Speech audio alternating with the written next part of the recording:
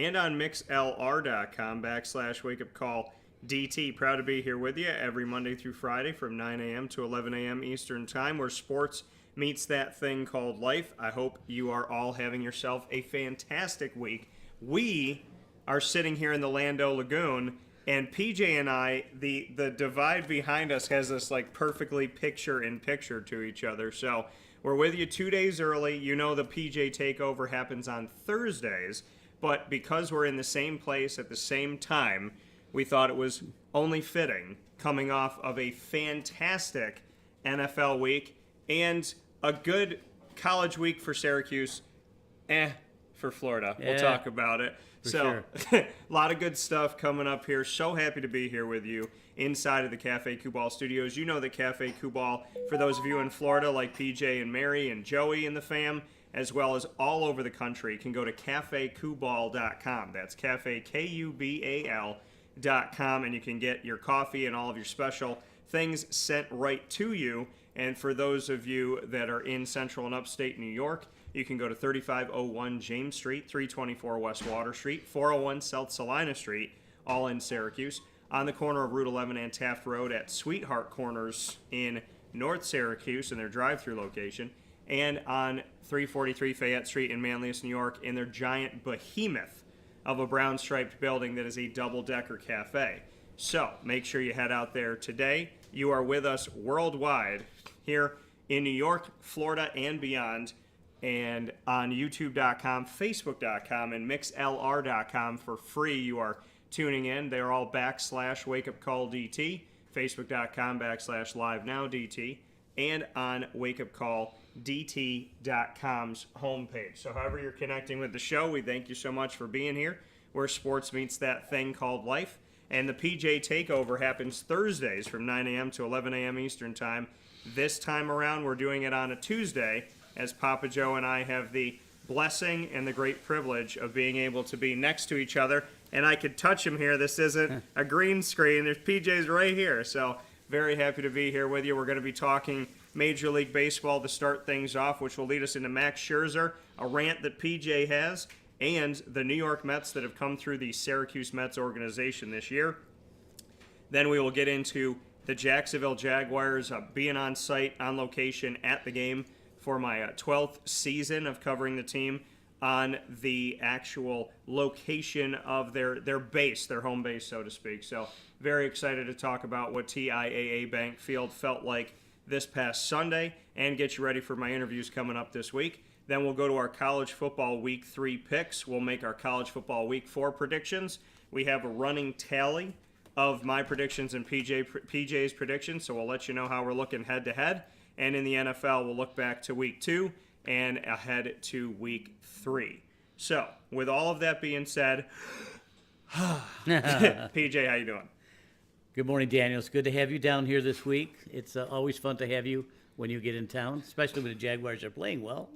And we saw that firsthand. Yeah. And we were all hooting and hollering, and you were at the game hooting and hollering. So it was a good week.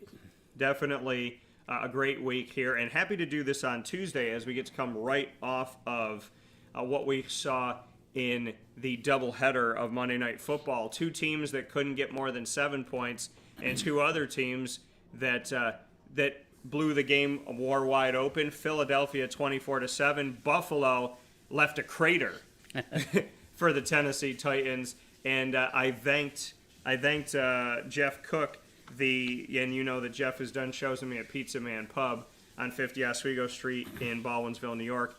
Jeff is the Beeville Bills backers president and a giant Buffalo Bills fan, of course, and I thanked him for beating the Titans for the Jaguars yesterday, 41-7. Yeah. So we'll get into all that. We got plenty coming up. Looking great here, being together, and it means so much. And over these past couple of years, folks, hopefully you have not forgotten.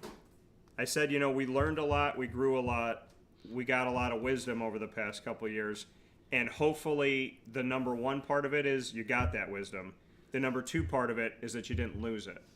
Now that we are together, now that we can go to a theme park, we can go to the grocery store, we can go to church, we can fly back and forth. I hope that you haven't lost the appreciation of what it's like to just have us on screen here together, knowing that for the entire year of 2020, for the first time in I think 8 years, I did not come down to see PJ and Mary and Joey, and it was heartbreaking. So I hope that you all appreciate the time that you have, and that you have not lost that appreciation, PJ, because we couldn't do this a couple of years ago. I know that, that's for sure. I've had my health problems, but I'm making a rally. I'm on my fancy chair here, so I'm comfortable. And you are also walking around very well. Walking, the first time in 5 years I'm actually walking, Daniel. So we need to Yep. clap that up for you. How does it feel? Good. My balance is a little shaky, but I have very little pain, and that's the most important part. Because I have neuropathy, and I've been able to deal with that over the years. Somehow, I don't know, the physiology of the body is just so screwy. I had 2 major surgeries, a hip replacement and a knee replacement. And my neuropathy will always be with me, but after I've had the surgeries and after I went through rehab, I actually don't feel my neuropathy as much anymore.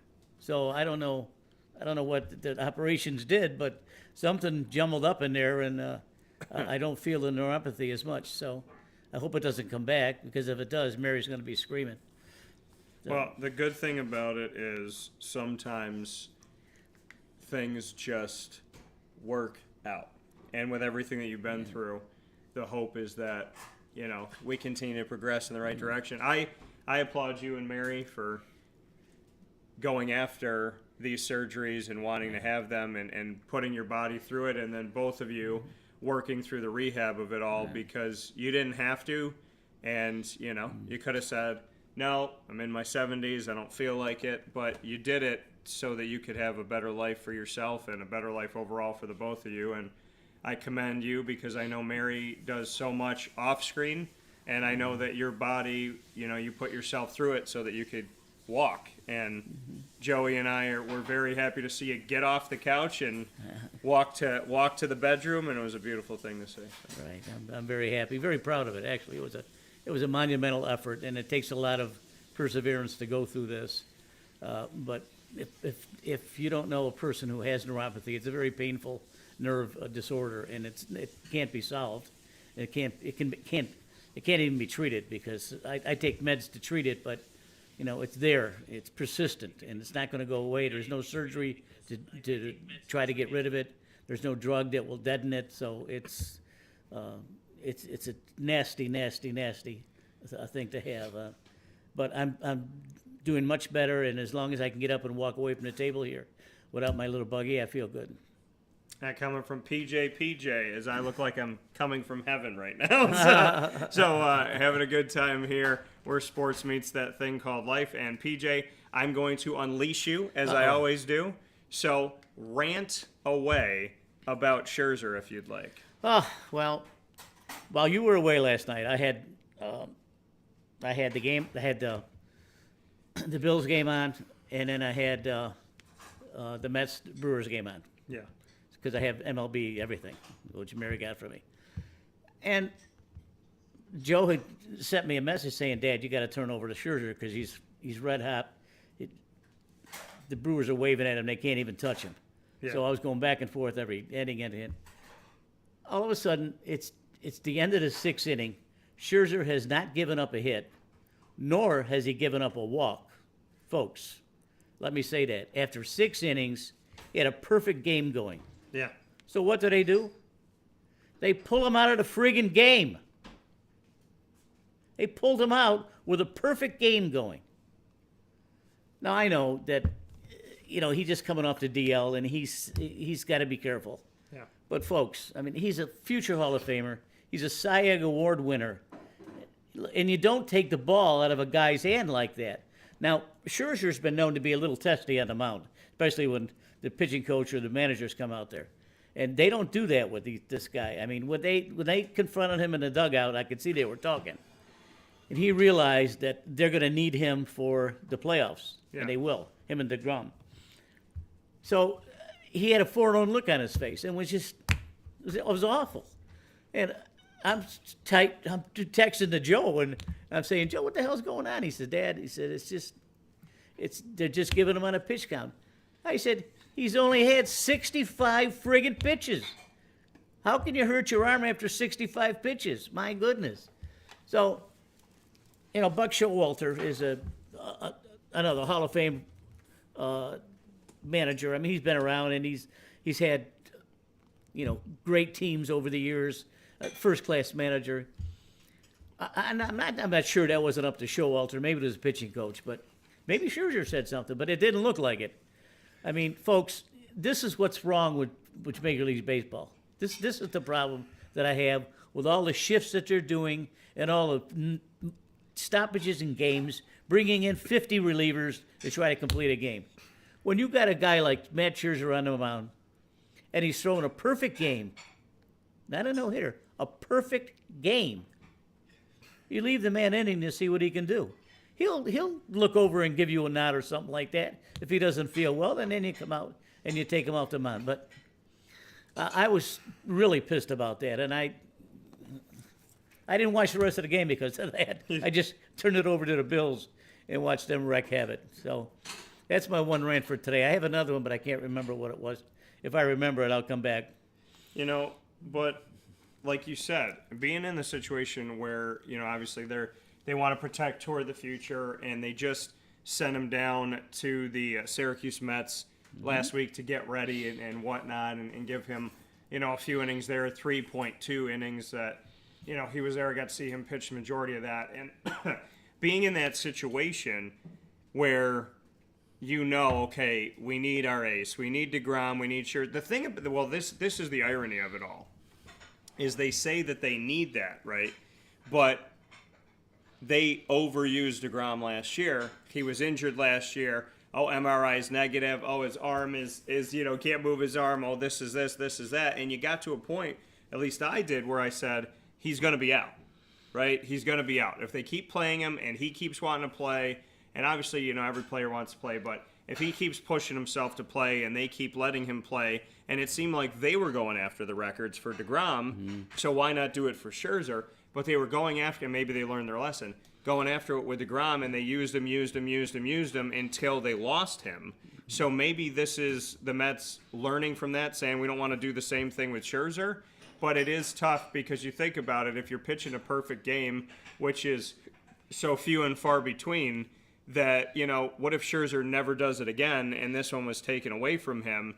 He doesn't have that in his stat book. And, yeah, everybody says a team wants to win. I want to win as a team. I want to win a championship. But when you end your career, I'm sure these guys personally would like to be able to say that they've thrown at least one perfect game. Well, certainly. And, of course, they were playing the Brewers, which is my team, Mary's team. Yeah. And they just no one looked comfortable with him up there. Yeah. Yelich didn't look comfortable. Adames didn't look comfortable. Big Rowdy Tellez, who hit a home run later on in the game to get the only 2 runs that the Brewers could get. But there's something about it. And another thing, last night, too, Kershaw was pitching. And they shut out, I don't know who they were playing. I think it was San Diego. I can't remember. I saw the stats last night. And he gave up no runs, 2 hits, struck out 8 or something like that after 6 innings, and they took him out. But he had over 90 pitches, and Kershaw is known. He's not a brittle arm, but he's got problems. He's always has had problems with shoulders and arms. But I want to see these guys pitch. I mean, nothing would look at. We're going to watch the Mets and the Dodgers play for the National League pennant. Yeah, that's it's not a certain thing, but it looks pretty good. Now, it would be great to see Scherzer or DeGrom against their Gonsolin and the bunch of pitchers that the Dodgers got on Kershaw in a good old-fashioned pitching duel. I would love that. I mean, I go back to the days with Don Drysdale and Sandy Koufax and these guys, Bob Gibson. To 135, 140 pitches, they'd get up the next morning and have long toss. I mean, we're so brittle these days, and it's not fun because that's not the way the game is supposed to be played. I know you're supposed to win, and I know that Scherzer is delicate, and so is Kershaw. But if you're a try-hard, tough baseball fan, you want to be able to see the best on the field, and that's what it is. That's all I want to say. No, and I think that's the hard part of it, but we see it in the NBA do it all the time, where the NBA will put themselves in situations now where they rest guys, right? Right. Michael Jordan didn't rest. Karl Malone, John Stockton, Sean Kemp, Gary Payton. I don't have to look at a sheet. Rick, I grew up in it. Reggie Miller, Mark Jackson, Tim Hardaway, Alonzo Mourning, Larry Johnson, Muggsy Bogues, on and on and on. David Robinson, Tim Duncan. They didn't rest. They didn't go, oh, on Wednesday we're going to give him a break because he's had a rough week. No. If there were 82 games and you were healthy, you played 82 games. Now LeBron James can take a couple days off. We now know that Tom Brady is going to have Wednesdays off during the week now. He's got a little personal day. And so, I mean, granted, his might be a special situation, but you look at things like this and you ask yourself, what is happening to sports where your best players can take a day off? And where my rant comes in is to paint, I'm going to paint you this picture, okay? Let's say a kid in New York is a big LeBron James fan, and he wants to go see the Lakers, and he's 4 years old, and he's got a father, and the dad's a single parent, and dad's got to raise money, and dad raises money for 2 years to go to L.A., and he gets his son a plane ticket, he gets himself a plane ticket. Let's say the plane tickets round trip from New York to LA are going to cost them $400 apiece. So you spend $800. Then they get a hotel for a couple days because they're going to go around a little bit. So then the hotel costs him a pretty penny. Let's say the hotel costs him $1,000 for a few days. So now he's got $1,800. Then they buy food, so we'll add a couple $100 or $2,000. They buy the tickets to the game, and let's say that's $100 a piece. So now they're spending $2,200. The kid wants a new LeBron jersey, so now it's $2,400. So they spend $2,400, let's say minimum, on a 2.5-day trip out to LA. They get out there, LeBron doesn't play because he gets a rest day. And now that kid and that dad who saved up 2 years to bring his son to see his favorite player has got to take his crying son out of the Staples Center because LeBron's healthy, totally fine, but just doesn't want to play that day. Well, that brings to mind something that my son and I just did a couple weeks ago when he was generous enough to buy us a ticket to go watch Mike Trout come and play the Tampa Bay Rays. Well, we were all fired up with him. He took 2 days off from work, and we did this. We were driving and having fun. We get to the game in a baseball, and they're doing batting practice. Yeah. I don't see Trout, and I don't see Ohtani. They give us the lineups. Trout's not playing center field, and Ohtani's not in the game at all. Trout's pinch hitting. Now, if you're a baseball fan like I am, of course, I want to see Trout run around center field and climb walls and things like that. Yeah. He's slowing down a little bit, but that's you want to be able to see it, and you want to be able to see Ohtani, hit the ball. Well, Ohtani comes up and whiffs on his only time at bat, and Trout got one hit or something like that. It was terrible. It was terrible, and you have no way of knowing that. You could probably on the driving over, but these managers, they change things at the drop of a hat. And Ohtani and Trout, I guess, have got to rest. Ohtani is 6'5", 230, and he's 25 years old. He doesn't need to rest. And Trout, of course, is 30 years old and saddled with a $400 million contract. Maybe they're asking him to rest. I don't know, but there's something wrong with the purism of baseball. That's the only problem I have. Yeah. And I'm watching some of these plays. Anytime I'm watching baseball, I'm watching the second baseman out in right field. I'm watching the shortstop out in left field. They're playing for the outs, but a second baseman used to be at second base, not in right field. But they're going to change those things next year. I suppose it's a chess game these days. It's not a matter of talent. Yeah, and that's the thing. And you said it's a problem in baseball for purism, but it's a problem in every sport, right? The final week of the NFL, when you're resting guys for the playoffs, you're watching your team play, and your starting quarterback's not out there, your starting running back's not out there, your starting linebacker might not be out there, and they keep moving people around, right? So it puts you in a situation where it's difficult. It's difficult to watch these games when they're not there, because it looks like a preseason game at the end of the season for the NFL. The NBA does it throughout the season. Now we're seeing baseball do it throughout the season and whatnot. And to me, it's tough. I mean, it's not something that I think is fair to the fan. But, well, Dan, we want to have them ready for the back half, and we want to have them be prepared for the back half. We want to make sure Scherzer's ready to go. But if you ask Scherzer in a perfect game, do you want to keep pitching?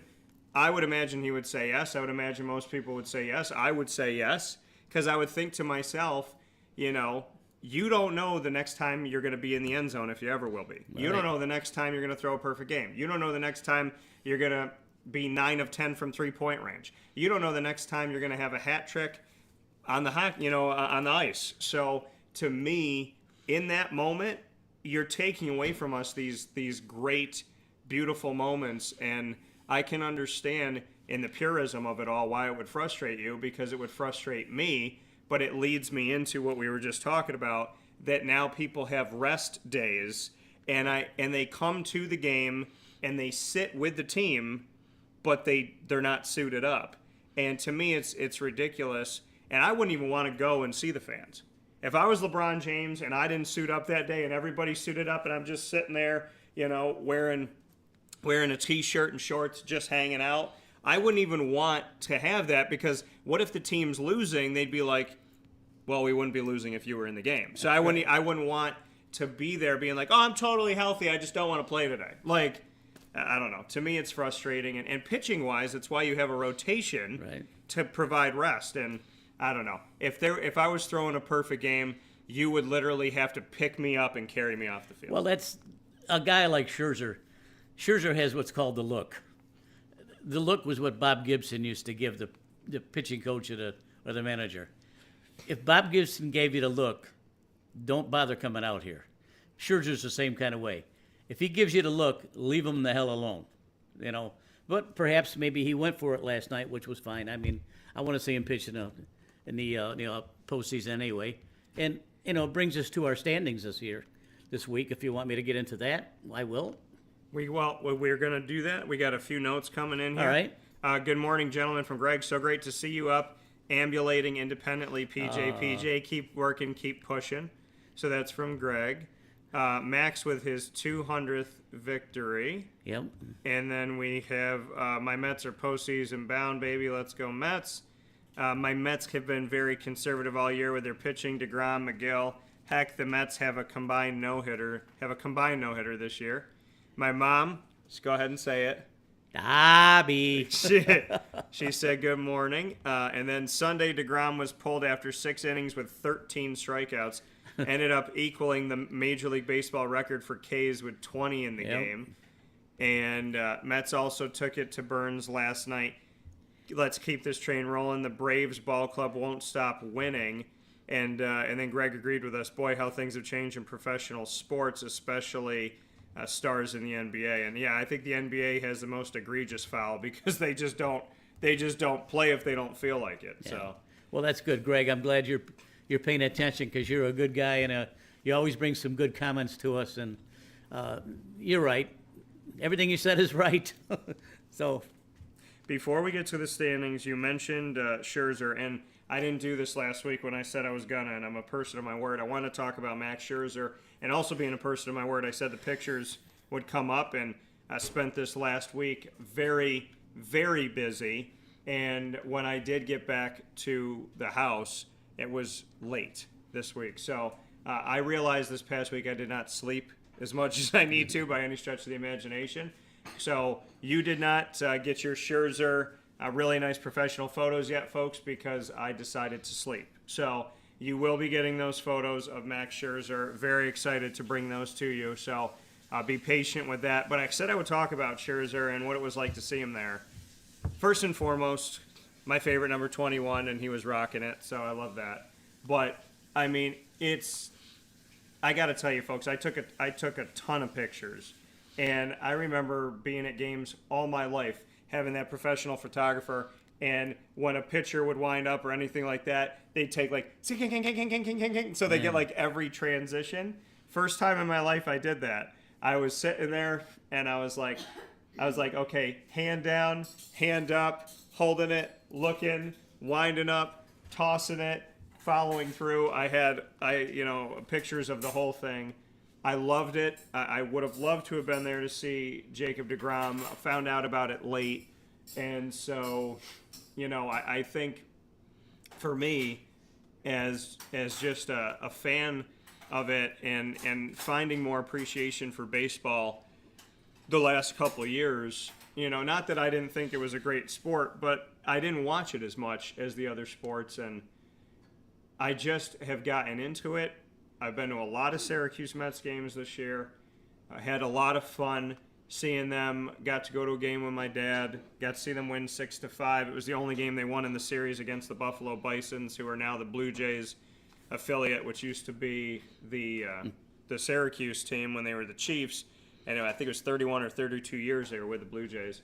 So seeing Scherzer pitch, I mean, folks, it's incredible. Because not only is NBT Bank Stadium in Syracuse look like a major league stadium, because it does, not only are the grounds impeccable, but when you're there and you see Scherzer, you're thinking to yourself, for pennies on the dollar, I'm watching one of the greatest pitchers in the current Major League Baseball pitching away here, and I'm sitting here, within, my parents' house is down the road. This is over here. I mean, where my grandmother was is a couple minutes away. I mean, being in your hometown and having those players come to you is what I love about the farm system. It's what's beautiful about it. And ironically, to the point that I was making this morning, there was a post by the Syracuse Mets today, and it leads completely out of what I was saying perfectly. And the New York Mets that came to Syracuse just this season in 2022, this is your list. R.J. Alvarez, Brett Beatty. Shout out to the Edmondson family who's friends with Brett Beatty. Travis Blankenhorn, Jose Budo, Alex Claudio, Sam Clay, Jacob deGrom, Nate Fisher, Terrence Gore, Luis Yorme, Colin Holderman, Tommy Hunter, Ender Inciarte, Travis Jankowski, Khalil Lee, Yohan Lopez, Devin Marrero, Trevor May, Patrick Mazeika, Adonis Medina, Tyler McGill, Bryce Montez, Deoka, Steven Nagozic, Michael Perez, David Peterson, Nick Plummer, Jake Reed, Matt Reynolds, Yalmer Sanchez, Dominic Smith, Drew Smith, Thomas Zapuki, Mark Vientos, Rob Zestrizny. Good luck with that. And, of course, the guy I just mentioned to you, Max Scherzer. That is the list, folks, that the Syracuse Mets put up of the New York Mets that have come to town at some point this year. And so when you say, why should I go to a game? Why does it matter? It's just the minor leagues. I would tell you that these are the New York Mets that have come through town. If you got any one of these autographs, you got it from a pro.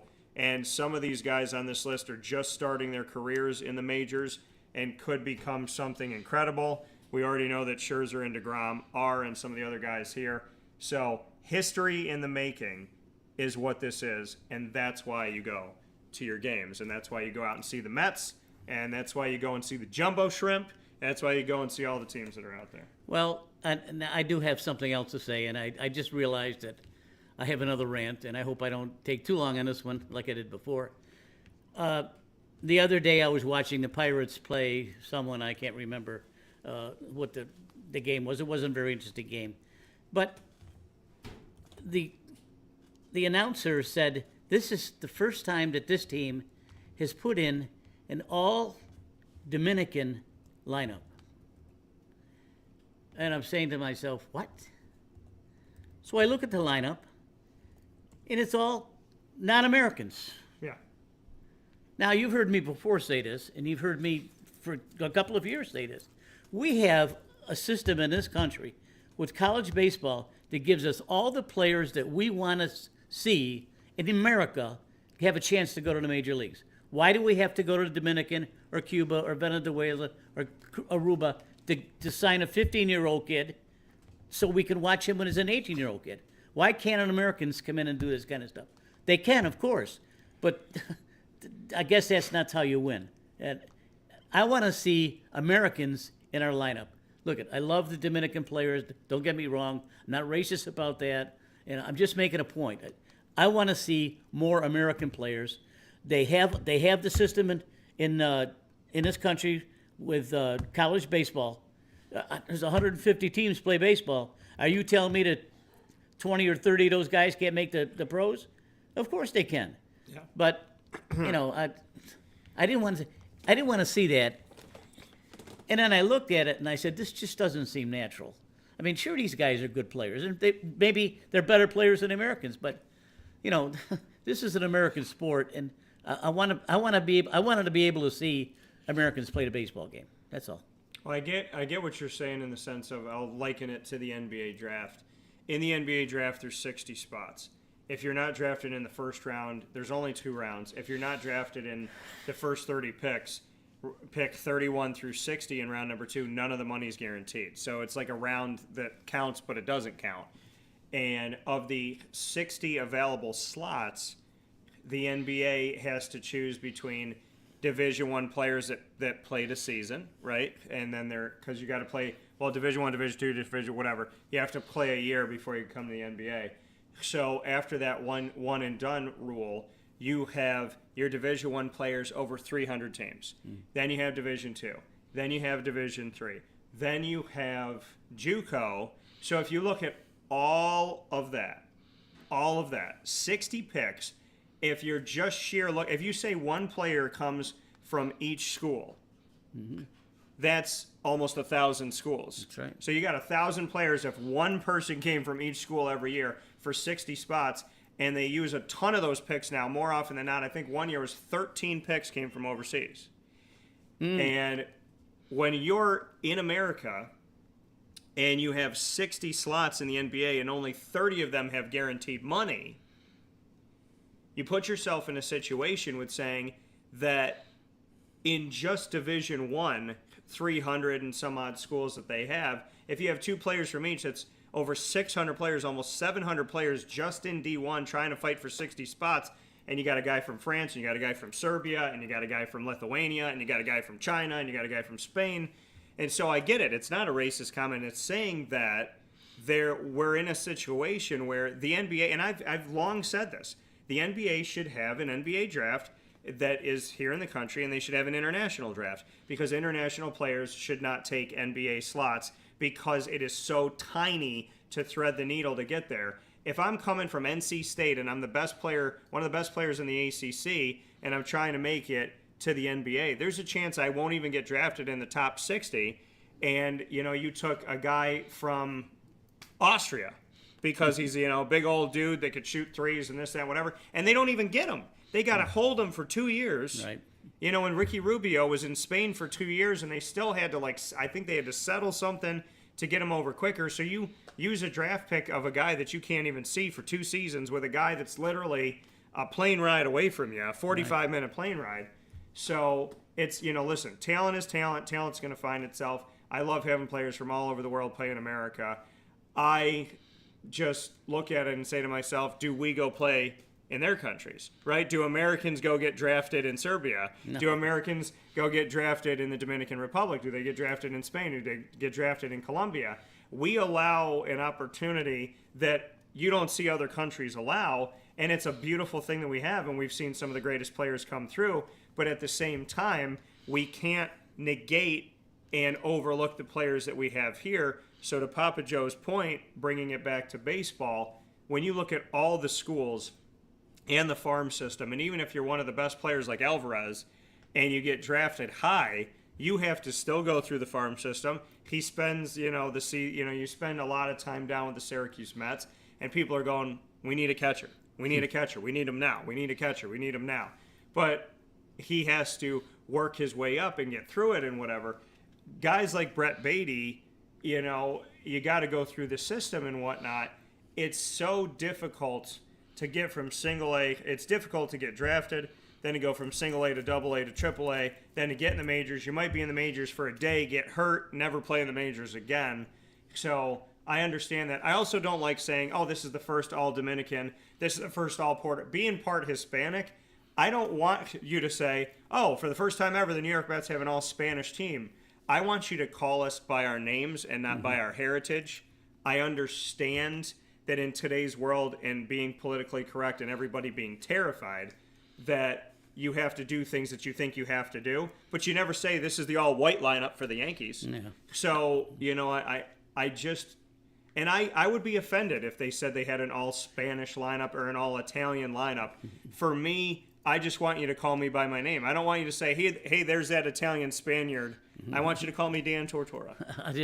I do have to qualify what I said earlier, and that they did that on this particular day because of Roberto Clemente. And everyone my age especially remembers Roberto Clemente as a true Hall of Famer.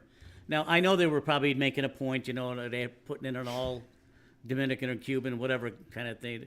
I mean, it's not like they did it on purpose. I think it was planned, and they were, given the significance to the role that Roberto Clemente played in American baseball. Certainly was a huge role, but that was told. It wasn't told beginning. It was told afterwards. Yeah. And if someone didn't see that or know that, it would be offended to a purist like me. I used to watch Roberto Clemente play back when he was playing. There was a handful of Cuban or Dominican players, just a handful. Now they're the majority of baseball. They are. So, I'm not trying to break balls or anything like that. I just wanted to make that comment. That's all. Yeah, no, I definitely can appreciate the fact that there has to be a balance, and there isn't, though. And that's the tough part. And I think the NBA is so egregious of it, and that's the hardest part of it. Greg said it was Tampa Bay with the first ever all Latin American born starting lineup. Yes, this Sunday on Roberto Clemente Day. And one of the cards that I used to collect, Mr. Clemente's cards. But it is. It's exciting. It's beautiful. And at the same time, I think, it can't be all about... I feel like people are doing things to do things right now as opposed to doing it right. And, I mean, I've questioned that before on the color of a coach and somebody hiring them. And I'm like, did you hire the coach because of the caliber or because you wanted to say that you hired a coach of this nationality or descent? And if I was the coach, I would have been offended of the situation because they put him on everything, and to the point where it was like ridiculous. And it was before like he'd even coached a game there. And I just thought to myself, I would have asked that question if I was a coach, like, are you respecting me, or are you just trying to like politically correct, make some money in publicizing me? So, people should be regarded as people more than anything else. We should love each other. Heard a great song on the way here called We All Bleed the Same. And when I was coming home from Disney yesterday, hearing that song, it just really hit me that, I have friends of all different sexual orientations, religions, shapes, sizes, cultures, backgrounds, skin color, but none of that was because I wanted to be politically correct. It's because I love all of those people, and I love them if they were a different nationality, a different background, a different sexual orientation, a different religion. So it's the people and the individual personality that makes you special, and I think we need to start looking at that and not saying, oh, I gotta pick up somebody off the ground that's a different color than me for a good photo op. No, you have to pick them up off the ground because they fell, and you should do that no matter what their color, background, or anything is. So, I love the sport of baseball. I have an appreciation for, more and more of what this has become, and I look forward to what it can be. And I really just want us to start publicizing the teams that are winning together, the teams that are doing it together, and the people that are doing it the right way. And that would be a beautiful thing, because Max Scherzer could be purple with white polka dots, and I'd still like him. So, oh, sure. With that being said, we're going to take a step aside for a fast break here on Wake Up Call with Dan Tortora, where sports meets life. We'll be back momentarily right after this fast break to bring you even more. And PJ bringing you the standings and where we sit right now, right after this. All right, Daniel. That was Tampa Bay. The reason I said Carvel DeWitt, it's what happy tastes like. Do you know why? Because we make ice cream. Creamy, rich, flavorful ice cream. Not yogurt or iced milk like some of our competitors. Ice cream. Fresh, by hand, daily. For the calorie conscious, we have something new for you. Our new Carvelite. Same great flavor, creaminess, and texture of our regular ice cream with only 35 calories an ounce. So whether you want an ice cream cake, flying saucer, dasher, carvalanche, hard or soft ice cream, we will satisfy your craving with our fresh, handmade regular or new Carvelite ice cream. Carvel DeWitt. It's what happy tastes like.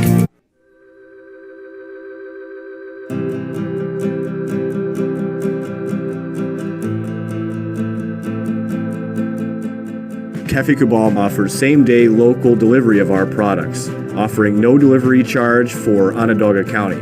Shop cafecabal.com for fresh roasted coffee beans, cold brew, travel mugs, and all your essential Cafe Cabal needs. Cafe Cabal, coffee for the soul.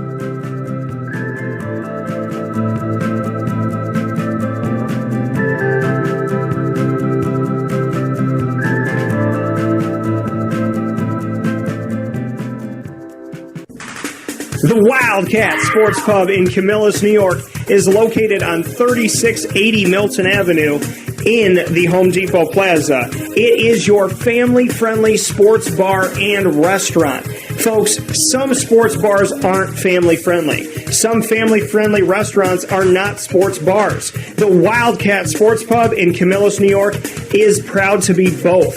It is that marriage that you've been looking for years. The Wildcat Sports Pub is your home base for your sports bar and restaurant needs, games for the kids, indoor and outdoor activities, and enough things on the menu to come back every single week and get to try something new. They're open Sundays from noon to 8 p.m., Monday through Wednesday, 11 a.m. to 11 p.m., and Thursday through Saturday from 11 a.m. to midnight. For reservations and party information, call 315-487-2222 for the Wildcat family-friendly sports pub and restaurant.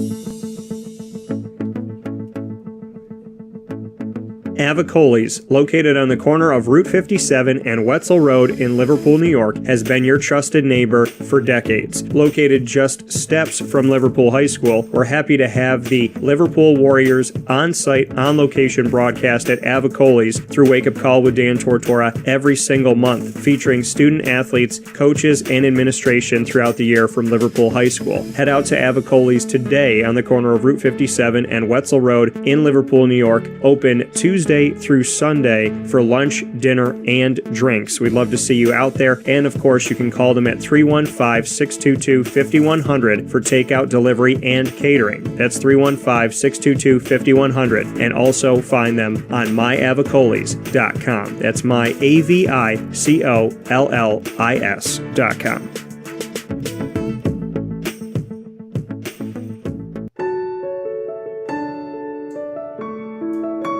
Having peace of mind when you're out of town that your furry-loving friend is safe and sound means taking them to Canine Campground, because we all know that when it comes to the love of our pets, it goes well beyond the call of duty to make sure they're safe and sound. Right, Lily?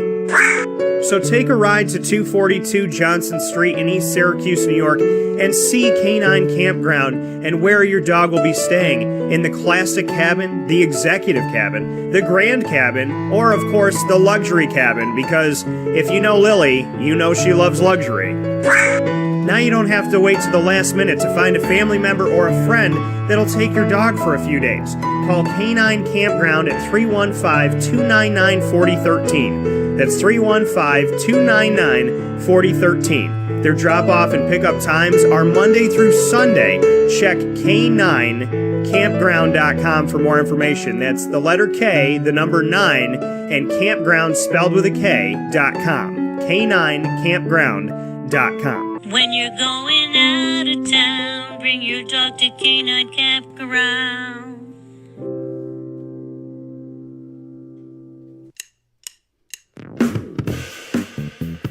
PB&J's Lunchbox, the food truck that you love finding all throughout Central and Upstate New York, now has a street-side cafe. So when you're craving their traditional favorites as well as their out-of-box amazing menu items, you can now head to 663 Old Liverpool Road in Liverpool, New York, located just minutes from the highway, the Thruway, Destiny USA, and Onondaga Lake Parkway. PB&J's Lunchbox Street-Side Cafe is there for you Monday through Saturday from 9 a.m. to 7 p.m., serving breakfast, lunch, and dinner all throughout the day. Get breakfast for dinner, dinner for lunch, whatever you fancy, including their award-winning grilled peanut butter and jelly sandwich. Find them at 663 Old Liverpool Road in Liverpool, New York. PB&J's Lunchbox, where we love to know what's in your lunchbox.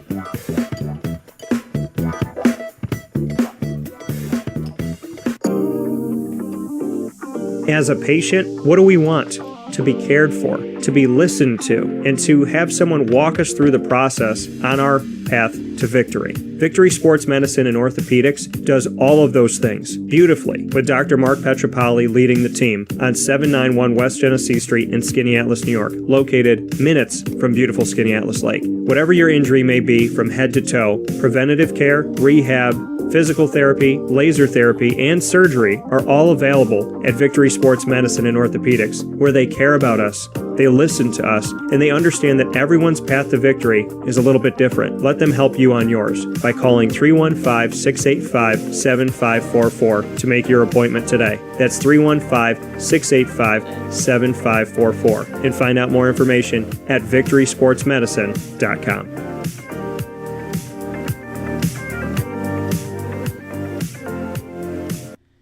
Welcome back here to Wake Up Call with Dan Tortora inside of the Cafe Kubal Studios, hanging out with you where sports meets that thing called life.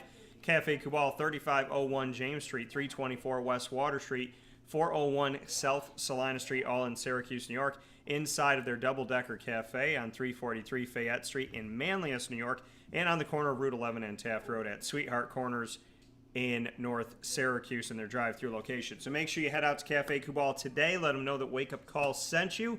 And the pumpkin spice is back. Leave some for me, wherever you are. It's at all locations, so make sure you go out and get it today. Pumpkin spice chai, feeling so good. I think I got it on like the first day or one of the first days it was back. And, of course, you can go to cafekubal.com. If you're like PJ living in the Sunshine State, you can still get your Cafe Kubal by going to cafekubal.com. We have the PJ Takeover every Thursday from 9 a.m. to 11 a.m. Full takeover on Wake Up Call. And this week we did it a couple days early as we are blessed by the graciousness of God to be able to be in the same room together. Oh, come on now. Yeah, we're blessed. We're true. blessed by God to be here. We are. I consider you, Mary and Joey, a giant blessing. I consider Marissa a giant blessing. I consider Boom Boom a half blessing. So, love you, Boom Boom. Don't bite me. You're right. So, we're talking baseball to start things off. We're going to get into our picks on the Jaguars in a minute. PJ, your thoughts, obviously, on the standings. I'm going to unleash you now. Okay. On what's going on here. You know, I do this every week, folks, and if you want to follow what I'm saying or commenting on, you can go to ESPN and go right to the Major League Baseball site, and they got all sorts of things. And it's hard to think of everything and remember everything. So we'll start with the American League. We got the Yankees in the East is up 5.5 games over Toronto and Tampa Bay. The pesky Tampa Bay Rays are still there. They don't have a shot to get the pennant, but you know they're going to be in the playoffs. So the Yankees, we know they're sluggers away. Anthony Rizzo's back now, and Aaron Judge has hit 2 more home runs, so it's fun to see. Central, we got the Cleveland Indians up by 4 over the White Sox. The White Sox got a slight chance of making the playoffs. Don't know. I think whoever wins that division is going to be in. The other one probably won't. In the West, you got the Astros are running away with everything and have been for weeks. Seattle's playing really good ball, and I think they're probably going to make the playoffs too. Houston has a giant pitching staff led by Justin Verlander, one of my favorite players. National League, on the East, we got the Mets are up by 1 over the Braves. Both of these teams are going to make the playoffs. The Philadelphia Phillies are third. They're 12.5 out. They're not going to win the pennant, but they're going to make the playoffs too because they have a good record and they have a good team. The Mets, we've talked about them just this morning, because of their pitching, the Braves also have a good pitching staff. I think led by Kyle Wright. I think he's got 19 wins this year, and I'm gonna review my Cy Young Award winners picks today, because I think Kyle Wright should be mentioned in that. The Dodgers have three players that have all won multiple games and should be considered there too. But if Kyle Wright can pull through the Braves, I think he'll win the Cy Young Award for the National League. Central Division, we got the Cardinals beating up on the Brewers. Cardinals got an 8.5 game lead. They're not going to back up at all. There's only 16 games left in the season anyway. The Brewers got an outside chance of making the playoffs. They're not good enough, folks, to play in the. That's my team, my hometown, Mary's hometown. They're not good enough to make the playoffs. If they do, I'll still root for them. At the West, the Dodgers are up by 1 million. San Diego is going to make the playoffs because they got a good record. The Dodgers hitting and pitching, they're just. I think before we get into anything else, I think we're looking at a really serious matchup here between the Mets and the Dodgers for the National League pennant. If we can do that, if they can swing through it, get through all everything else, it's okay. It's okay. We got the wild cards. I think we just touched on that. The Yankees, the Blue Jays, Tampa Bay. We got Atlanta. We talked about San Diego. We talked about the Phillies. We didn't talk about the Diamondbacks, Daniel, because they're not going to be anywhere. However, they're still alive in the race. All right. They're only four. What are they? They're only 4 games back. Yeah, I know, but come on now. There's. Wait, are they only? Well, let me look at this. Are they only 4 games back? Might be. Oh yeah, because how about this?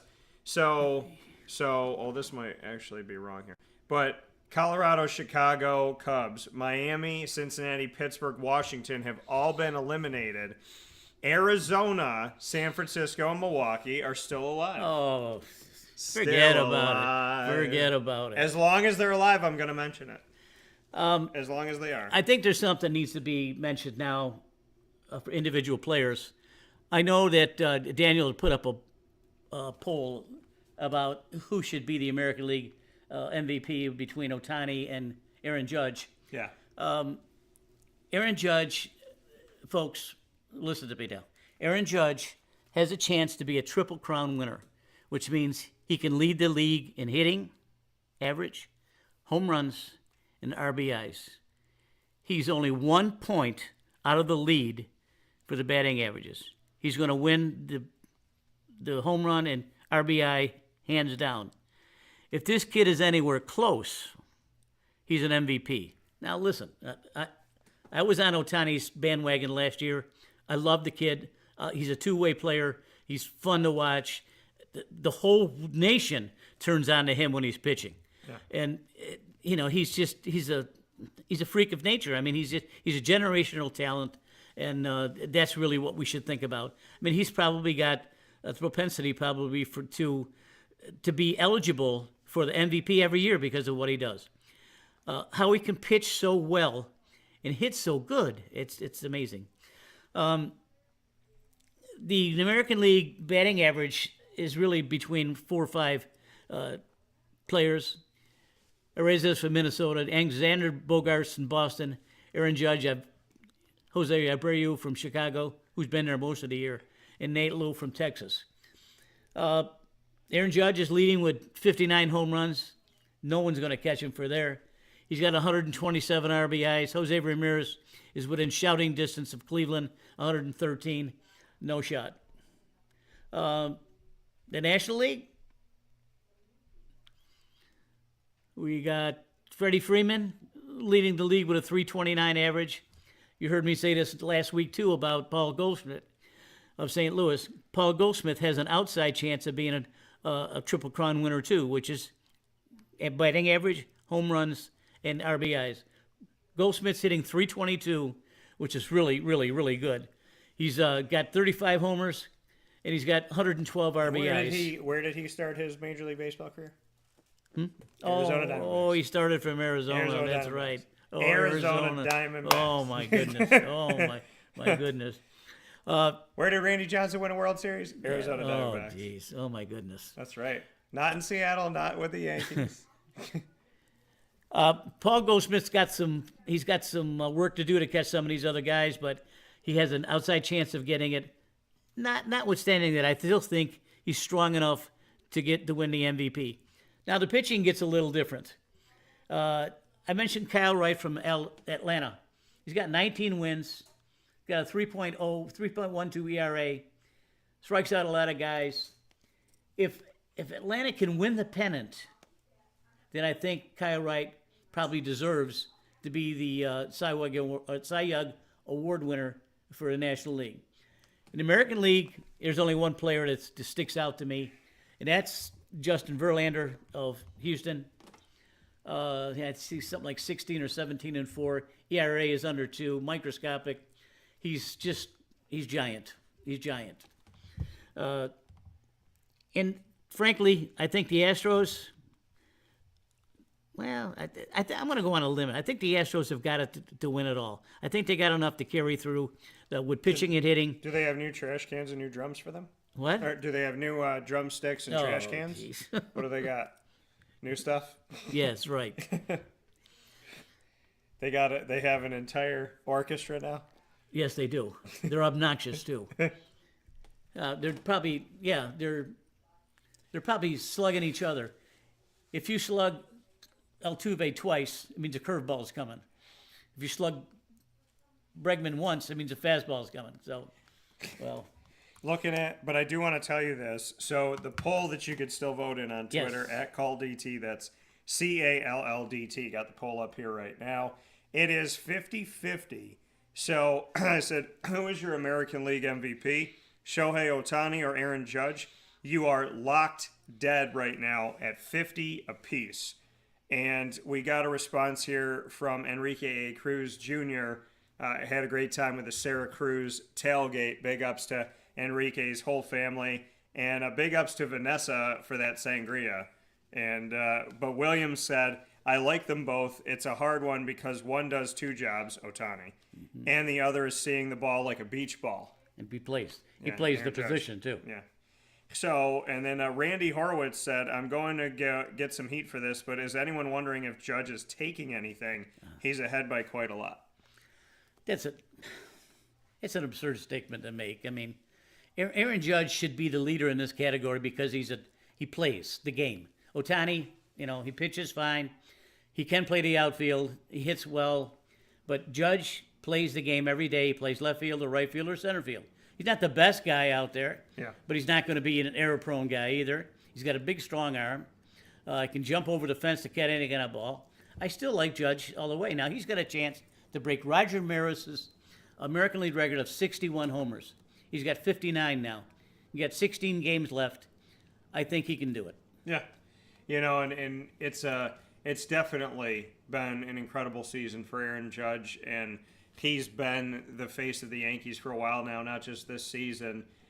Is there any way that you think the Yankees don't eventually figure out how to keep this guy? Well, I think they got to look at their revenue stream from their cable company to come up with. Maybe they can make him a partner in the franchise, like what Derek Jeter did in Miami. I think if they're smart, they got to sign him. He's a overwhelming favorite in New York. People come to watch him play. They come to watch him hit. People have become Yankees fans because of him. Sure. Kids love him. There are dolls of him. Right. They're, like little stuffed animals of Aaron Judge.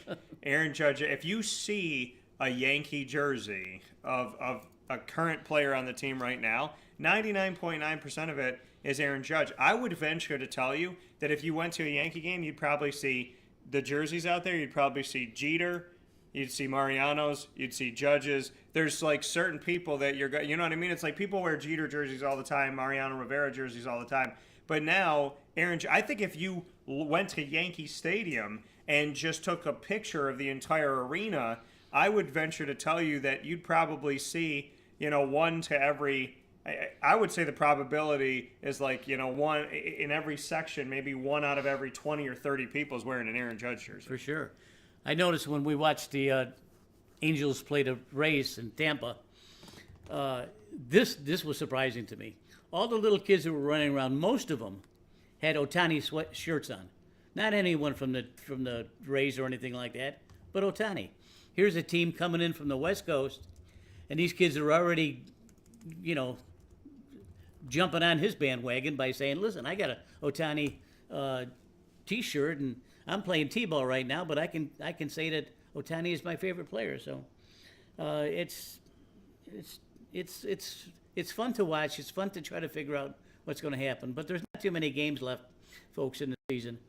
Probably 15 or 16 games at the most. And most of the divisions are already wrapped up, except for the Mets and the Braves. They're going to have a good battle at it. So keep going. In 2021, the top jersey selling players of last season: Mookie Betts of the Dodgers, Fernando Tatis Jr. of the Padres, Ronald Acuna Jr. of the Braves, Javier Baez of the Cubs and the Mets, Clayton Kershaw of the Dodgers, Cody Bellinger of the Dodgers, Aaron Judge, the only Yankee on this list, Corey Seager of the Dodgers, Shohei Ohtani of the Angels, and Nolan Arenado of the Cardinals were the ones that were top jersey sales last year. So that's your only Yankee on there with a bunch of Dodgers. And then here we have, you could get and look at all these different Aaron Judge jerseys that they now have available here. But I would say to you folks that if you're looking here at jersey sales, Aaron Judge, right now is up there. He was in the top 10 last year, and I would tell you right now that I'm sure he's moving up that list.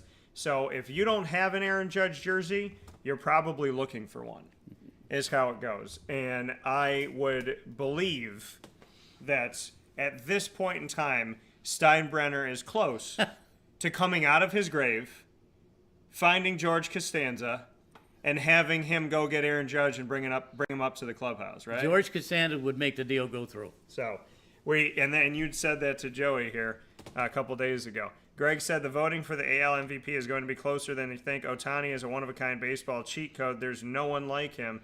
And the Shohei Ohtani rule that we talked about last week on the PJ Takeover here on Wake Up Call with Dan Tortora inside of the Cafe Kubal studios has to do with the fact that, thanks to Shohei Ohtani and the very tiny number of pitchers that can hit in the history of baseball, not just now, that you can pitch, be the designated hitter, and so you can actually continue to hit as a pitcher even though we have the universal DH. Right. If you are a pitcher who is given the designated hitter moniker for your team, you can, like Ohtani does, pitch and hit, and once you're done pitching for the day, you can continue to hit the ball. So, the Shohei Ohtani rule makes perfect sense because guys like him, and last year it was him and DeGrom, period. That's it. There's two guys that can hit the ball that were pitchers. So, to see what he's done has been absolutely incredible. And, Greg's saying the rule made for him. Yeah, and why not? Because when you bring in the universal DH, I think baseball knew how much money they would lose by taking Ohtani out. So you bring in the universal DH and then you say, but not you, Ohtani. You can do what you want to do because that makes perfect sense. So, yeah, having that rule for him definitely should be there, and I'm happy that it is. And PJ talking about the wild card. If everything happened today, folks, just a note here, the Houston Astros have won the AL West. It is over and done with.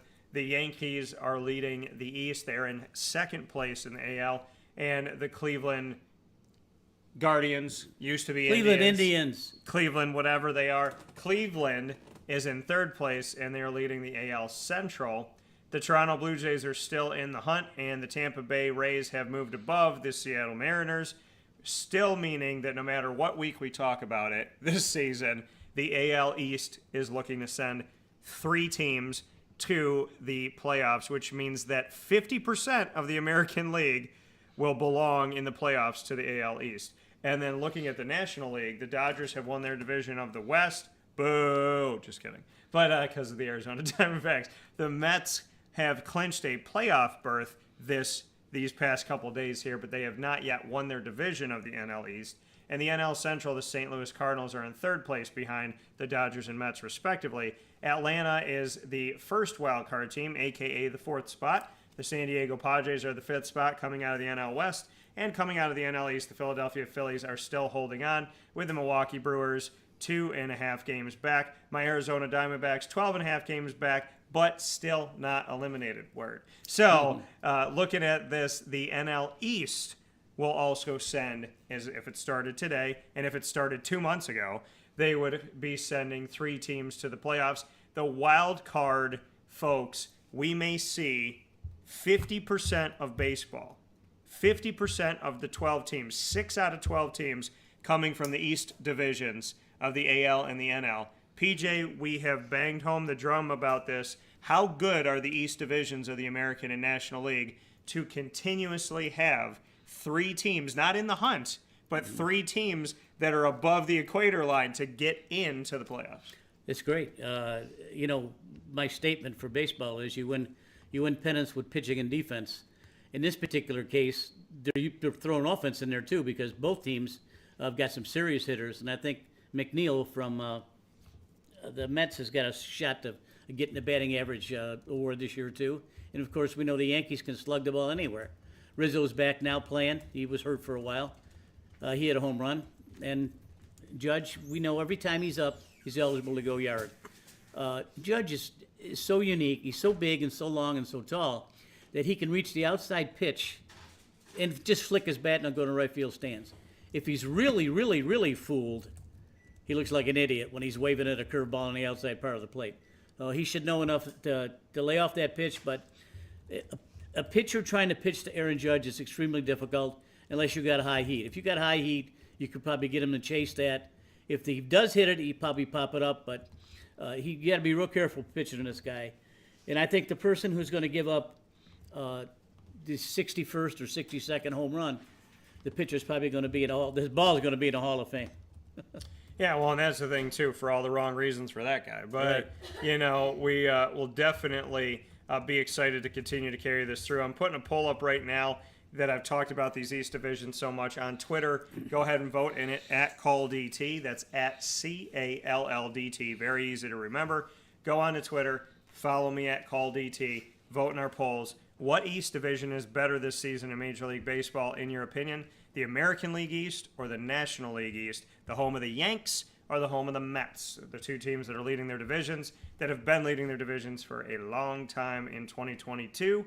And, of course, you could still vote for 2 more days in our poll on who you think the AL MVP should be, Shohei Ohtani of the Angels or Aaron Judge of the Yankees. It's currently 50-50 split. So who is going to break the tie? Well, we'll find out when you vote on Twitter at CallDT. PJ, we're going to jump to the Jaguars now before we get into our picks. Your thoughts on the Jacksonville Jaguars. And, folks, I want to show you this morning. It's up on my story. So for those of you that follow me on Instagram at wakeupcall_DT, you can see this on the story. But I have this up here for you today.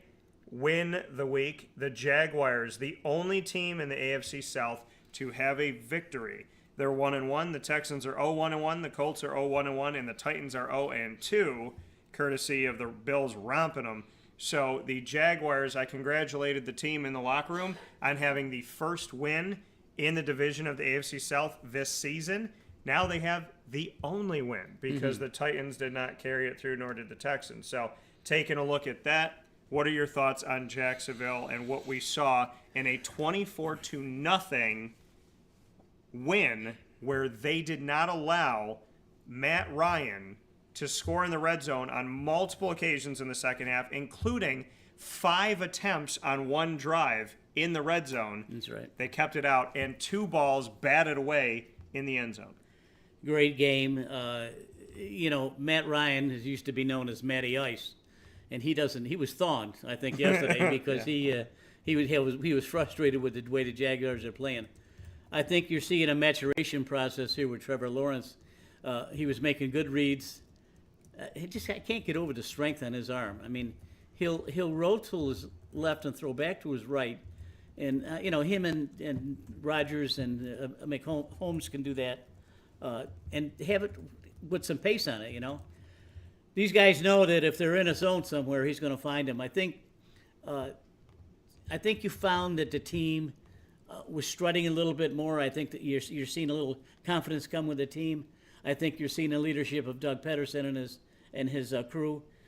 They're actually teaching these guys still, not taking anything away at Gus Marone and some of the other coaches that we had, except for Urban Meyer. Pedersen is teaching Lawrence how to play this position. You don't have to teach him how to throw it, but he's teaching him how to play it. And he's doing a hell of a job. We have a two-headed monster in the backfield with Robinson and Etienne. Yeah. Etienne can come out of the backfield, catch the ball. Robinson does the job between the tackles. The wide receivers are coming around.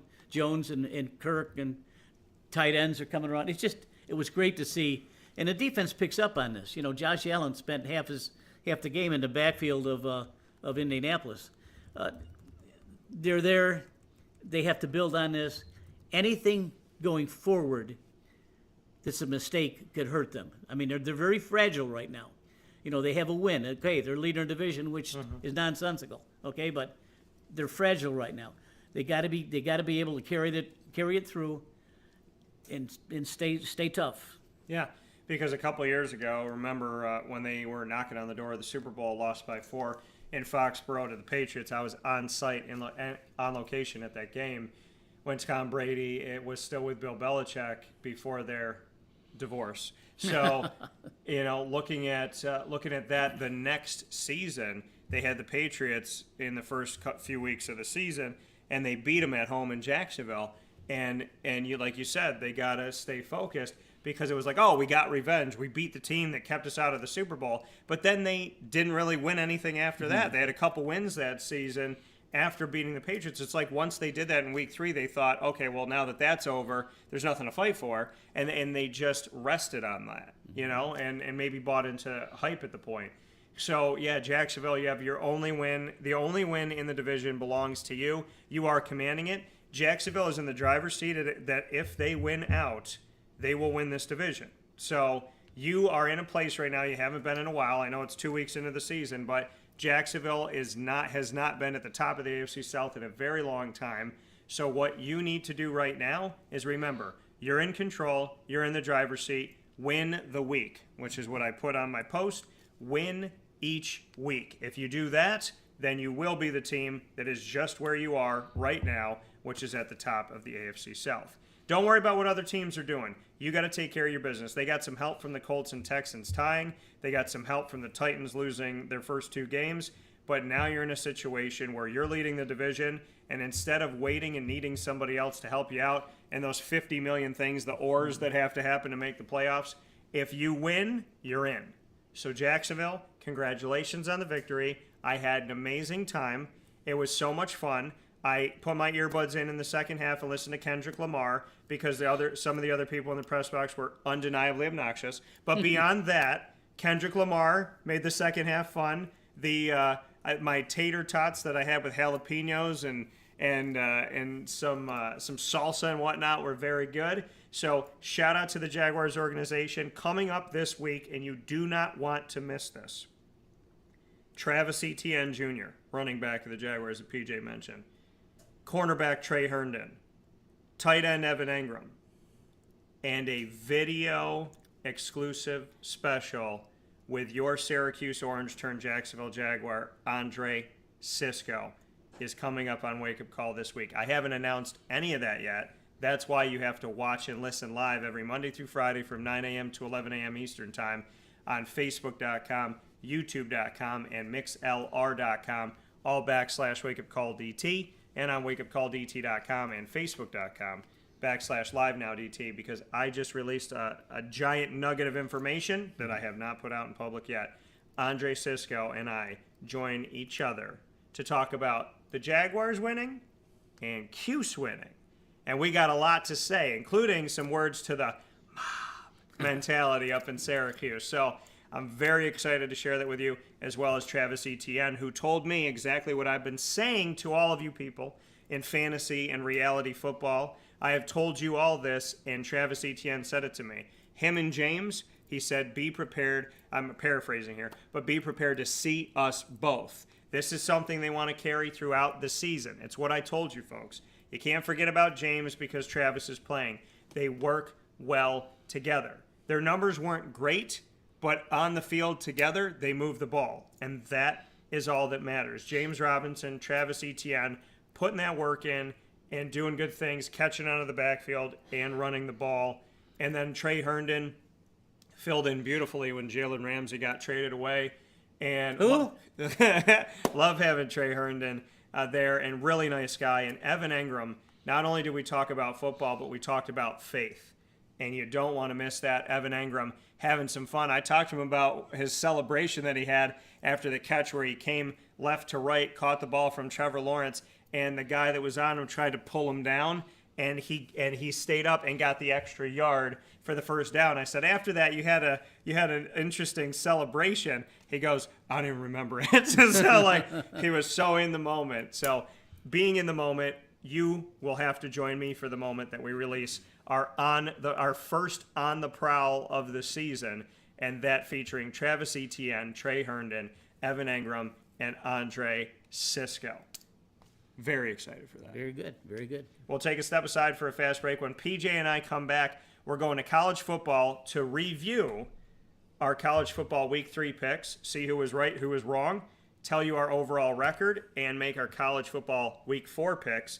We'll do the same for the NFL week 2 review, and NFL week 3 predictions. Coming up right after this, where sports meets life on Wake Up Call with Dan Tortora. Always happy to be here with you, and always appreciate you being here on the show. So Greg said, still beyond impressed and blown away with Robinson and his ability to return from his Achilles injury. This type of quality player is never seen in the sport, especially this fast. Simply amazing. And you know what, Greg? I would liken that to, and this is me, I can't speak for the man. I can only speak from what I think.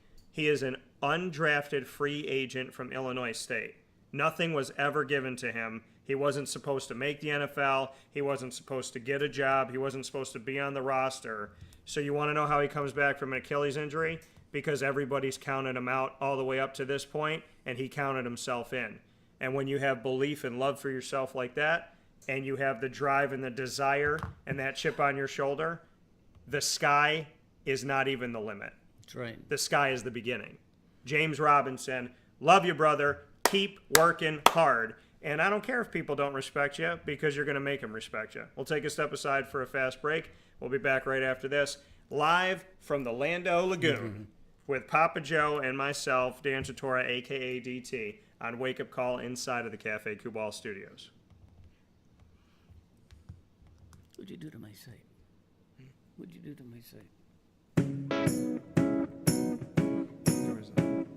In these unique times, there are those in our community that give us a sense of normalcy and positivity. Pizza Man on 50 Oswego Street in Baldwinsville has been here for you for over 35 years and is here now.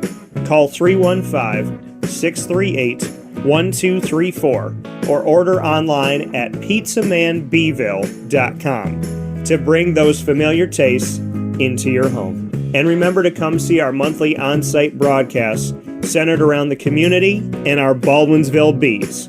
Pizza Man in Baldwinsville. Any way you slice it, they are always here for you.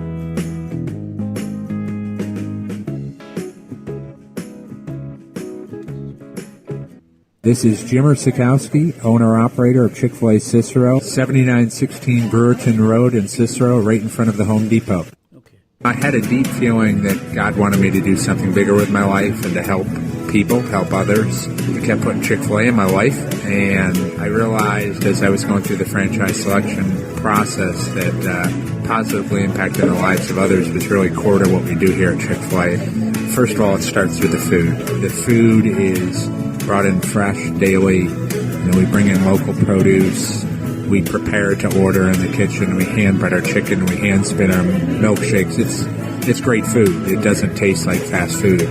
I think the second thing is the way people feel when they come in a Chick-fil-A restaurant. It's different. We try to treat people with intentional kindness here, which is very different and deeper than good customer service. And so I think it feels remarkable for most people to come in a Chick-fil-A restaurant. And then lastly, the impact that we try to have in the community is very different. It's a big part of the expectation of every operator of a Chick-fil-A restaurant is that they're actively engaged in their community, they're a leader in the community, and they're making a difference. When they realize that what we're striving to do is to shine a little light in their life, that's a very, very different experience than you will have in any other quick service restaurant. And it's that remarkable experience that I think people will emotionally connect with.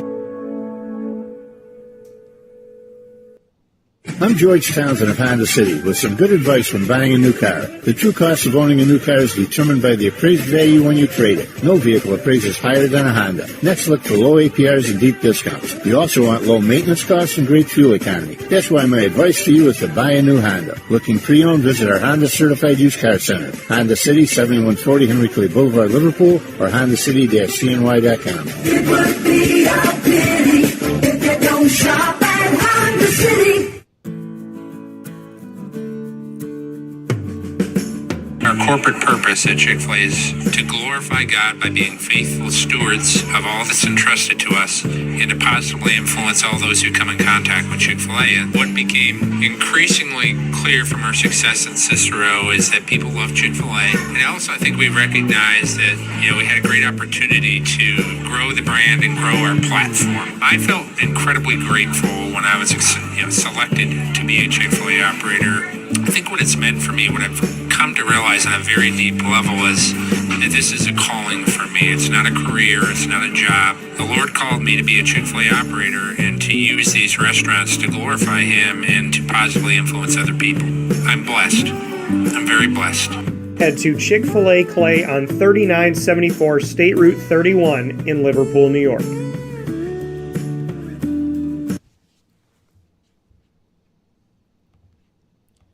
Welcome back here on Wake Up Call with Dan Tortora inside of the Cafe Kubal Studios where sports truly meets that thing called life. PJ and I in the same building together here for you 2 days early. The PJ Takeover where we tell you that it's okay. I don't care what your mom says. I don't care what the boss says. When we have PJ Takeover, that means Papa Joe is with us and you get to watch the show in your PJs. So just like you see people go to Walmart, because for some odd reason, in the middle of the day, people go to Walmart with slippers and pajamas on. Wear your PJs, listen to PJ, watch PJ. Every Thursday, we're here 2 days early this week because we're both in the same place and we didn't want to pass up this opportunity to share the moment together and to share it with you. So, happy to be here inside of the Cafe Kubal Studios. 3501 James Street, 324 West Water Street, and 401 South Salina Street locations are all in Syracuse, inside of inside of their double-decker cafe on 343 Fayette Street in Manlius, New York, and on the corner of Route 11 and Taft Road at Sweetheart Corners in their drive-through location. Cafe Kubal's pumpkin spice is back, and all of the awesome flavors are there for you. Also got to try that chocolate chip banana bread, all of their cookies, and get the upstate sandwich. Get that upstate sandwich. I get it on the way to the Dome sometimes. Absolutely incredible. Go and see them. And toward the end of the week, their 401 South Salina location in downtown Syracuse actually has beer on tap. So it has beer on tap, a food menu, and your coffee. So it's a nice bonding between that relaxing atmosphere. Have a beer, have a drink responsibly as always. And then, of course, you can get some coffee and some tea as well. So you can have the experience you want to have at Cafe Kubal today. And we appreciate you for all that you do to support local and support Central New York. With that being said, PJ and I are jumping into MonPazPopcorn.com's What's Poppin' Next topic, college football and the NFL, and our picks. We put them up on the screen here for you to keep us honest so you could take a look at who we had this past week. So PJ and I had some different picks in this world of collegiate athletics, and so we both went with FSU. That is a check in the right direction for us. we both had FSU. This is not going to let me check it off. Apparently, doesn't want me to. But we had FSU here together. We both had Syracuse, so we'll take a look at that as well, and we'll see if the whiteboard will let me do it. If it does, fine. If it doesn't, that's okay too. But we both had Florida State. We both had Syracuse. You had Notre Dame. I had Cal. And Notre Dame was able to pull this one out by a touchdown here. It was a close one. So we got these right. You got Notre Dame right. I got Cal wrong in this one. So Papa Joe leading the charge already. And then we had the Arizona game when Arizona faced off against North Dakota State. And North Dakota State is that team that every single year is getting after it in the FCS and going after winning championships. Sure. They went on the road to Arizona. An FCS team went to visit the Pac-12's FBS Arizona team and lost by a mere field goal. No. So we were not off by as much as you might think, folks. 31-28, North Dakota State pushed Arizona to the brink. I consider that a win in our world of picking North Dakota State. Oregon and BYU, we know that Oregon got that one, so PJ gets the victory for that. Oregon 41-20. After BYU embarrassed Baylor at home, they got embarrassed on the road. They sure did. By the Oregon Ducks. So PJ got that one correct, and I had that one wrong. Florida, let's stop here for a second. What are your thoughts? I said last week on the show that I picked Florida to win. However, I thought that South Florida I think they're getting better. I like Jeff Scott, and I thought that they would give it to him. North Dakota State loses by a mere 3 on the road when most people probably thought Arizona would win, 31-28. South Florida loses to Florida on the road when most people thought Florida would win, and they did 31-28. So 2 31-28 games, field goal games where North Dakota State almost had Arizona. And the South Florida Bulls, who have had a lot of tumultuous years recently, almost took down the Gators in Gainesville. Lost by 3 points to a South Florida team that everybody's been beating up on the last few years. They almost got Gainesville. Oh, it was awful, Daniel. Florida could very well be 0-3 right now instead of 2-1. And when you're playing another team in Florida, though, there really isn't a home field advantage at all because there was probably 30,000 fans from South Florida that went to the game. Florida is not an elite team. Anthony Richardson, for all of his pre-season hype and Heisman Trophy BS, he hasn't thrown a touchdown pass. Anthony Richardson, to me, is a major disappointment, and I don't know what else to say. Florida's defense is playing decent, but South Florida ran the ball up their butt and down the other side. They just couldn't stop the run. And it took a monumental effort on Florida's defense just to win the game. Florida is up against it. I'm not going to sugarcoat it. They're not an elite team this year, and they're not going to be winning in the ACC or the SEC either. They're going to play Tennessee this week at Tennessee. They got no shot at doing that. They're going to have a tough time. Auburn, Georgia, the list goes on that they're going to be playing. Anthony Richardson is going to have to come out of his funk and start playing ball. The Anthony Richardson that I want to see was the one that we saw when he beat Utah. And Utah is a good team, a real good team. As a matter of fact, they're ranked ahead of Florida in the poll, and Florida beat them. So that's how poor Florida is playing. So the poll people know that, and they're not going to vote for Florida. That's for sure. They're not going to them. I predict that this year, I hate to say it this week, I think they'll drop out of the top 25 because they're going to lose to Tennessee. And coming from Papa Joe here, the South Florida Bulls got a feeling like they're getting better. They took, allegedly, UCF under the last athletic director did not want to take the Florida-UCF matchup. South Florida jumped right on it, said, you can have 2 and we'll take 1. And they almost got Florida in Gainesville, so crazy here. Temple lost to Rutgers 16-14, and Miami didn't do much of anything. They had 9 points in their loss to Texas A&M. And so Miami, I almost picked Texas A&M. It's hard for me to pick against Jimbo, but Texas A&M wins a low-scoring game, 17-9 at home over Miami. Texas A&M was ranked 24th, Miami 13th, so obviously those rankings now change. So that puts Papa Joe, we're literally opposites this week. Papa Joe ends college football this week at 5-3. I end this week at 3-5, which means that our total over 2 weeks of predictions is Papa Joe is 9-4 in college football picks, and I am 6-7. Ooh. Below the Mendoza line. I am below the Mendoza line, which leads us into the fact that we will be picking now for college football week 4. And so with week 4 coming up, and yes, there was a week 0 where a few teams played, and we did not vote in that week. But here in week 4, we take a look at things. Now there's 3 games on Thursday night. We have West Virginia, Virginia Tech. We have Coastal Carolina at Georgia State. And Chattanooga playing Tommy DeVito and the Illinois Fighting Illini. On Friday night, there's also a triple header, as Virginia will be at Syracuse and I will be at the Dome, God willing, at 7 p.m. with my man Isaac Alford doing Tortora and Alford. Make sure you pay attention to that. That game's going to be on ESPN.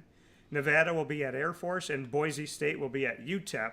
And then on Saturday, we got a giant look at all the games that are going to be going on here, PJ. So let's circle a few here. I got to do this one because of where we're at. West Virginia at Virginia Tech. We got the Battle of Virginia places. So what do you have for West Virginia at Virginia Tech? This is a pick'em game to me, but I like Virginia Tech only because they're at home. Yeah, I'm going to go with – this is a tough one for me. Virginia is – now, I like the new head coach at Virginia Tech. I like Brent Pry. I like his energy. Short guy, fun guy, and definitely has fun with the team. He has struggled out of the gate. So, I do hope that things go well, but I'm going to have to go – you're gonna go with Virginia Tech, and I'm going to have to go with West Virginia in this one. All right. So I'm picking West Virginia in this matchup, as I think there's been a little bit of a struggle out of the gate here, so going to take some time, and people need to be patient. You got a new head coach. Next game that we have up here, Virginia at some place called Syracuse that I may be familiar with. What do you have for now? I want to give you a backstory. Syracuse's offensive coordinator, Robert Anae, and quarterbacks coach, Jason Beck, are the former offensive coordinator and quarterbacks coach, respectively, of Virginia last season. The quarterback in Virginia, who threw for over 4,000 yards and led the second best offense in the country, Brennan Armstrong, is coming into town, and the guys that trained Brennan Armstrong are Coach Anae and Coach Beck. Keaton Thompson, who has received the ball, ran the ball, and thrown the ball as a slash player, is also a guy that was trained by Anae and Beck that is continued to be with Virginia. So Virginia is under a new head coach coming from the Dabo Swinney coaching tree and Tony Elliott. But some of those players know Coach Anae and Coach Beck well. Coach Anae and Coach Beck know their strengths and weaknesses from watching film with them last season and in years before. So what are your thoughts on players playing familiar coaches, coaches playing familiar players as Virginia comes to Syracuse? Well, I think it's worth a look. I mean, I'm sure that they'll be picking each other's brains, but Syracuse is really surprised me this year. I'm sure he surprised you too as well, and you're there. For them to be 3-0 this year, right now, and not in the top 25, I think that's a slap in the face right there. But I think they're going big time here now. I think that Virginia's a little bit too much for them. I think they have too much offense. Syracuse, I think, loses at home, Daniel. Oh, PJ's going to pick Virginia. Makes me think of the song Meet Virginia. And so I'm going to go with Syracuse in this matchup. I think Syracuse gets themselves to 4-0. I think, coaches knowing now Brennan Armstrong's talented, Keaton's talented. If they use them both correctly, it's going to be a day for the Orange. But I think Syracuse can hold them under 20 points. I think this defense is strong, and I think the Syracuse Orange, I think Coach Anae and Coach Beck, when you're a coach and you know every strength and every weakness, they might know the offense that Coach Anae and Coach Beck are running, speaking of Brennan and Keaton and company, but Coach and I and Coach Beck, they know where they had to make you better. They know how you've grown. They know where you're best. They know where you need help. They know your tendencies. So I would lean more on the coaches in this one to figure out the player. And how many people are going to be at the Dome? Well, 37,000 showed up for the first one, allegedly. 35,000 announced, and I was there, but it's announced attendance. 35,000 at this last game. I asked for 40. It's Friday night, and the mood is right. Going to have some fun, show you how it's done. TGIF.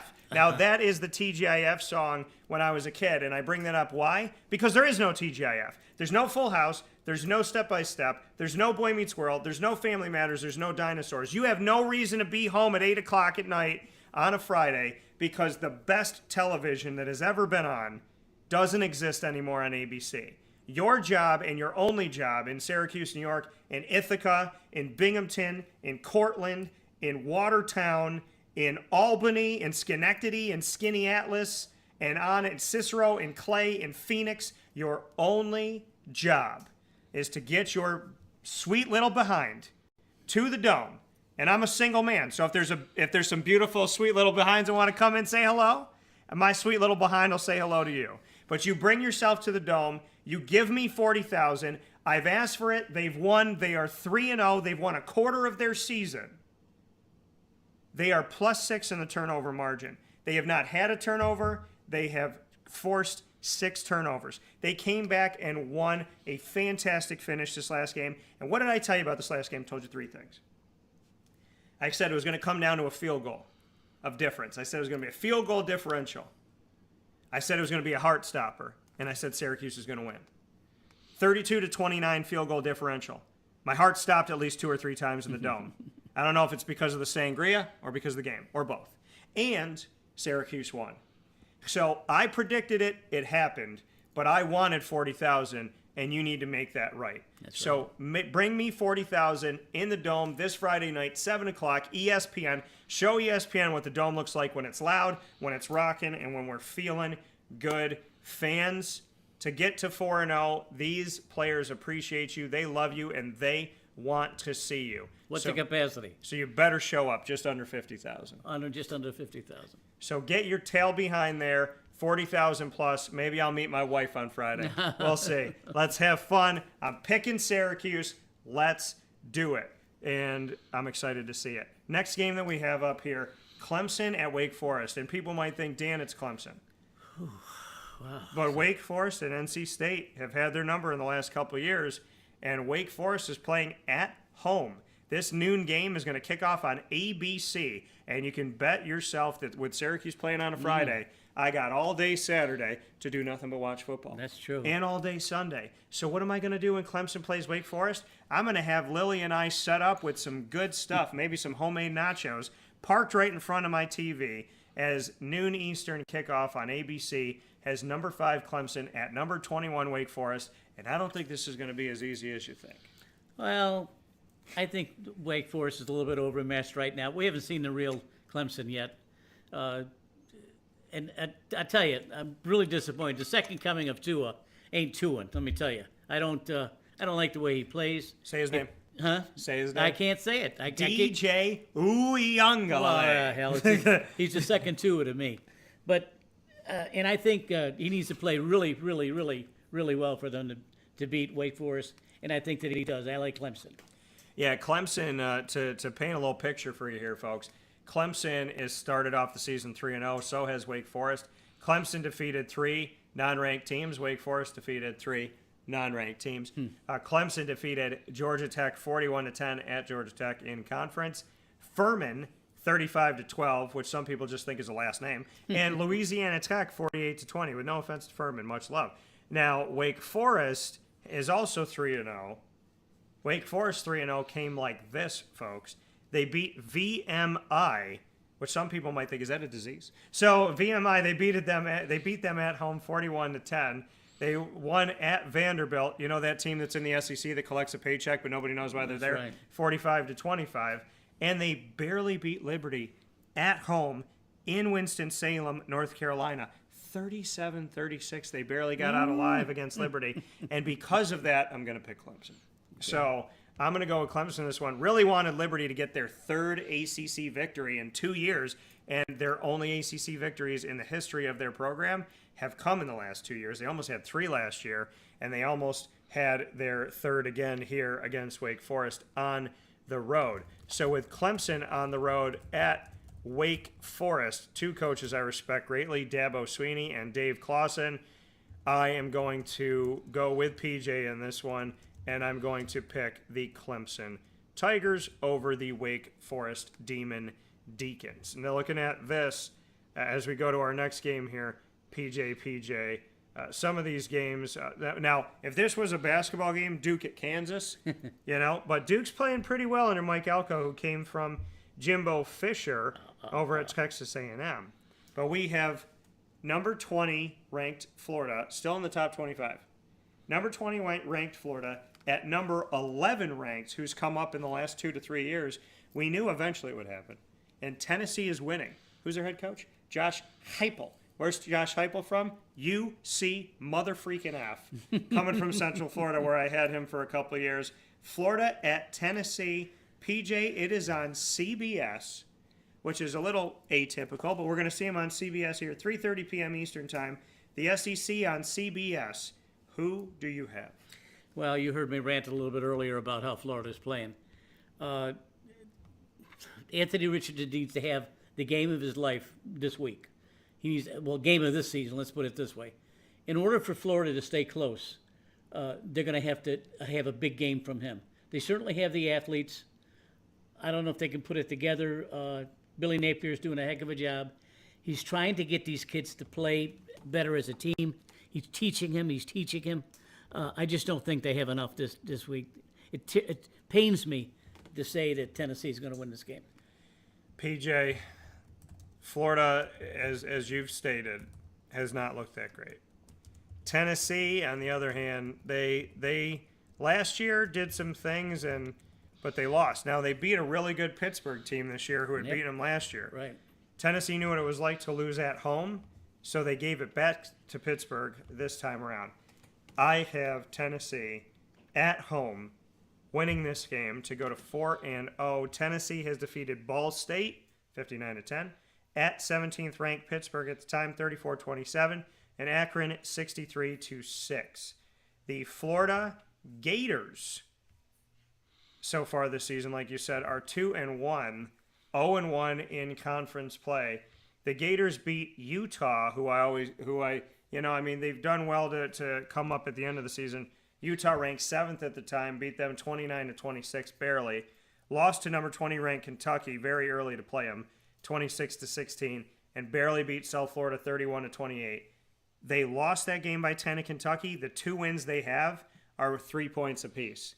So I believe the Tennessee Volunteers will win this one, and as I'm saying it, I'm being a little bit concerned that we may see Florida. I think Florida may make it interesting, but I feel comfortable to say that Tennessee's going to win this.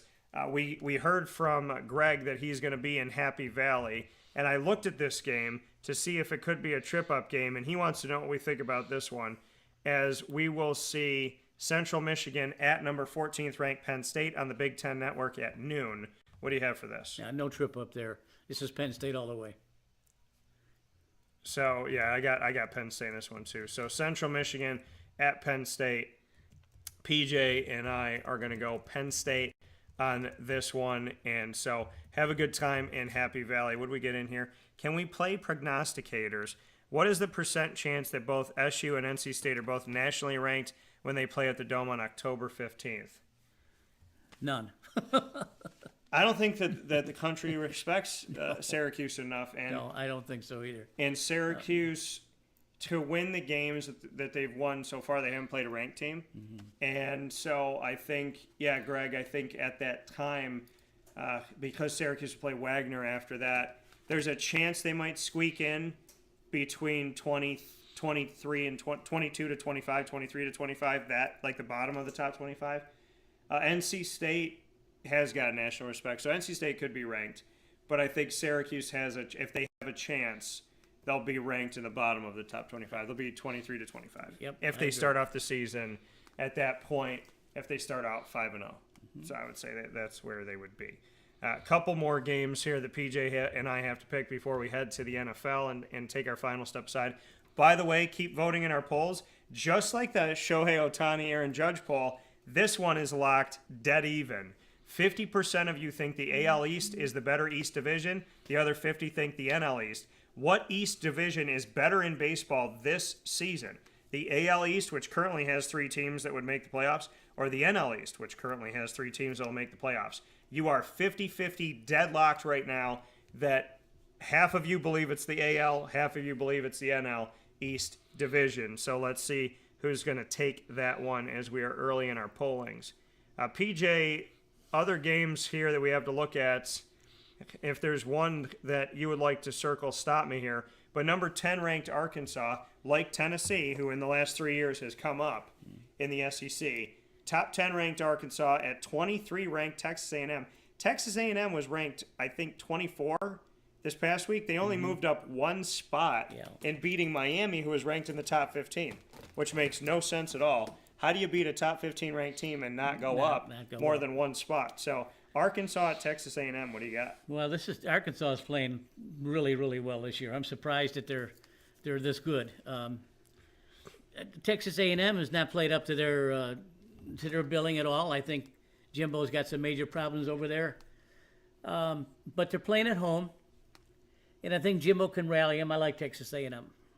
Yeah, we look at Arkansas defeated 23 ranked Cincinnati, and now they're playing 23 ranked Texas A&M, ironically. 31-24, beat them at home. Beat South Carolina at home, 44-30. Beat Missouri State at home, 38-27. This is the first road game for Arkansas this year. So Arkansas, a little bit interesting here, playing in their first road game of the season. And then Jimbo Fisher, the only person that I know who can interrupt himself while speaking. Jimbo Fisher, I tell you, I love that Jameis Winston. I don't care what he does. I don't care how he does it, but he is one hell of a football player. So looking at Texas A&M, they are 2-1. They beat Sam Houston 31-0, lost to Appalachian State 17-14, and defeated Miami at home 17-9. They have only played at home this season. Texas A&M somehow worked it out to have their first 4 games of the season at home. They will not play on the road until they play Mississippi State and Mike Leach, who's a character in and of himself. I love him. And that's going to be on October 1st. So the 4th home game in a row for Texas A&M. PJ, you in this matchup are going with Texas A&M. Right. And Arkansas coming into town. I did it last week. I don't commonly do it. And I learned my lesson, so I'm going to tell Jimbo I'm sorry. I'm picking Texas A&M as I learned my lesson. I don't usually pick against them, and I'm not picking against them this week, as PJ and I will both go TAMU on this one here, and we'll pick Texas A&M. And my good buddy, who is up at Syracuse, played quarterback and D-back, and is now on the staff at Texas A&M. For their athletic department, and that's Joe Fields. Good. And I am going to pick you, Joe, and I'm going to go with Texas A&M in this one. PJ, next one up that we have here before we take a break, we have the Wisconsin at Ohio State game. Wisconsin playing at number 3 ranked in the country, Ohio State. What do you have for this one? Oh, my bros up Wisconsin are going to be pissed at me, but I can't see Wisconsin winning this game, Daniel. Ohio State is they're trying to make a statement here. They're trying to say that they're learning to win with speed to beat the southern teams, and they don't need the speed to beat Wisconsin today. Wisconsin is just not the kind of team that have been in the last several years. I like Ohio State in this game. Yeah, Wisconsin's that team that's always ranked higher than I think they should be. Right. And they're not ranked right now, but when they were, they lost to Washington State at home, 17-14. I don't know what it is about these Big Ten SEC schools. They all get to start their whole season at home. Another team, Wisconsin, played all 3 games at home to start the year. But Wisconsin taking on Ohio State, I'm going to have OHIO as I'm picking Ohio State with PJ to win this one. See, I learned my lesson. that basically, if I want to win, I just got to pick the teams that Papa Joe's picking because he's killing me in college football right now. He's 9-4, I'm 6-7, and so. But all jokes aside, some good games coming up this week. If there's one final game, PJ, is there one you had circled that we didn't hit yet? Let me look. There's Stanford at Washington, Utah at Arizona State. No. There's cupcakes. Some of the teams are playing cupcakes. But yeah, NC State's playing UConn, so they'll stay ranked, I would imagine. I don't know what Alabama's doing. Alabama is probably playing. Well, so we have Missouri at Auburn, and then Georgia is playing Kent State. And then UMass is playing at Temple. We had talked about something. Notre Dame's playing at North Carolina. That'll be a good one on ABC. 2 unranked teams. And then Fly Slamma Jamma Bama is playing Vanderbilt. They don't lose. Yeah. No, there's no games left. Yeah, so we're going to call it on account of rain. And by the way, speaking of that, the NL East, as we were talking about it, has now taken a slight lead in our polling. Who is the best East Division of Major League Baseball? The AL East or the NL East this season? And this season alone, not overall, not historically, just this year. And the NL East is now winning that battle. We'll take our final step aside for a fast break. When we come back, PJ and I inside of MonPazPopcorn.com's What's Poppin'. We'll take a look at our NFL picks of Week 2. We picked a lot the same, and we're going to have a lot of cross-outs on ours. We got a lot of red. If the teacher corrected our paper, I don't know if we passed this one. Week 2, we're going to be in trouble. Week 3, we'll see how we do. Papa Joe and my picks coming up next on Wake Up Call with Dan Tortora inside of the Cafe Kubal studios for the NFL. So make sure you stay close and stay with us as we finish up this show from the Lando Lagoon in the Sunshine State of beautiful and sunny Florida right after this fast break. Are you okay, Em?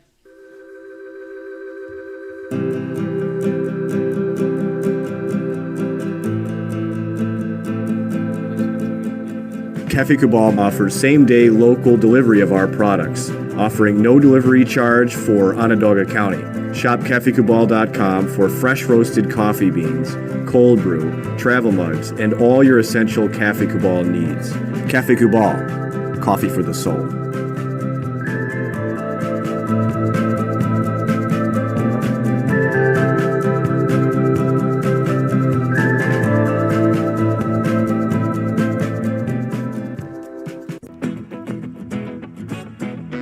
This is Amy from Mother's Cupboard, home of the whole frittata. We are open daily 6 a.m. to 1:30 p.m. For takeout orders, call 315-432-0942 and tune in to Wake Up Call with Dan Tortora for our monthly food challenge and try our Wake Up Call signature menu item available 7 days a week. Here at Mother's Cupboard, we are Central New York, and it's our honor to serve you. Ma and Pa's Kettle Corn and Popcorn Factory remind us that every day is worth celebrating. Find them at 201 Old 7th North Street in Liverpool, New York. Open Monday through Saturday in-store and all the time online at maandpaspopcorn.com. Serving our Central New York community and beyond, you can order all throughout the country at maandpaspopcorn.com. And remember to get your tins, which have in-store half-price refills forever. Ma and Pa's Kettle Corn and Popcorn Factory, available to you for fundraising and all of your events by calling 315-450-6272. That's 315-450-6272. Ma and Pa's Kettle Corn and Popcorn Factory. How corny are you?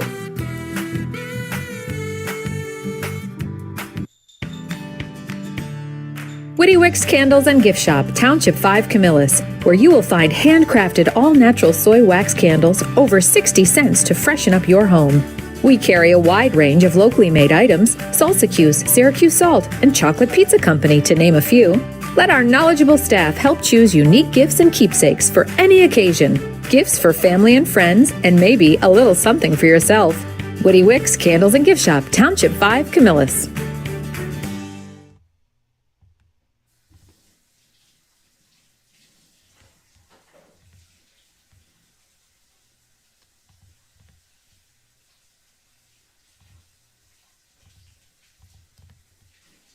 This is a special message from Merritt Brady, owner-operator of Chick-fil-A Watertown on 1290 Arsenal Street in Watertown, New York. Chick-fil-A for me has always been about the people. I think it starts with the strength and leadership of the Cathy family. It's just amazing to see a family-run business reach the altitude that they have.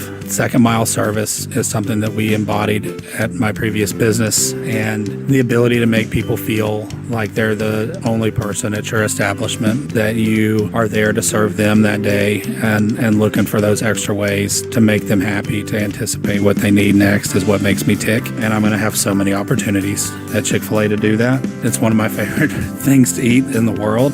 My favorite application question or interview question when I'm interviewing is when I get to, have you ever eaten at Chick-fil-A? And a smile hits both their ears. You know, they can't even answer the question for a second. And when I see that, it's like, man, that's going to be a great hire. They already get it. They already feel it. They already know that we're different. The Chick-fil-A experience, it's a real thing. And then, of course, just our generosity and community involvement and making a positive impact in the lives of our team members, our guests, and the community in general, I think is really the secret sauce. Chick-fil-A Watertown on 1290 Arsenal Street in Watertown, New York. Coming to you, fall 2022.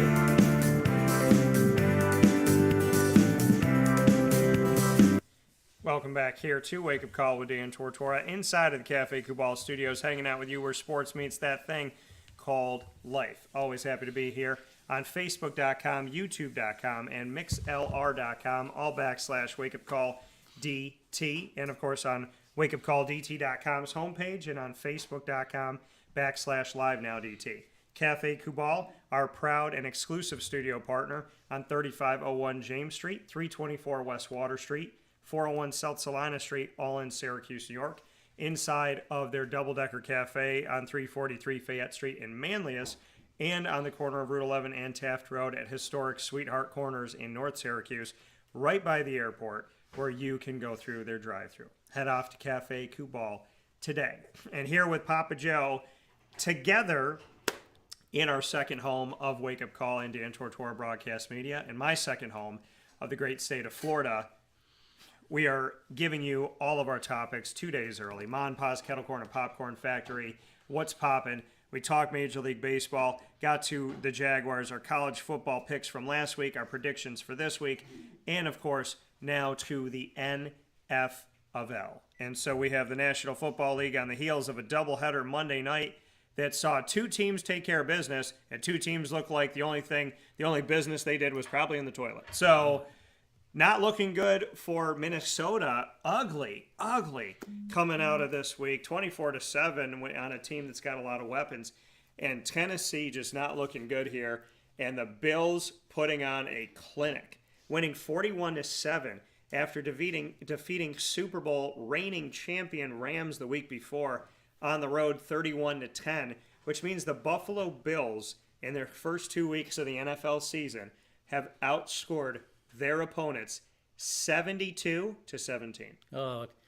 Watching Josh Allen throw last night was a pleasure.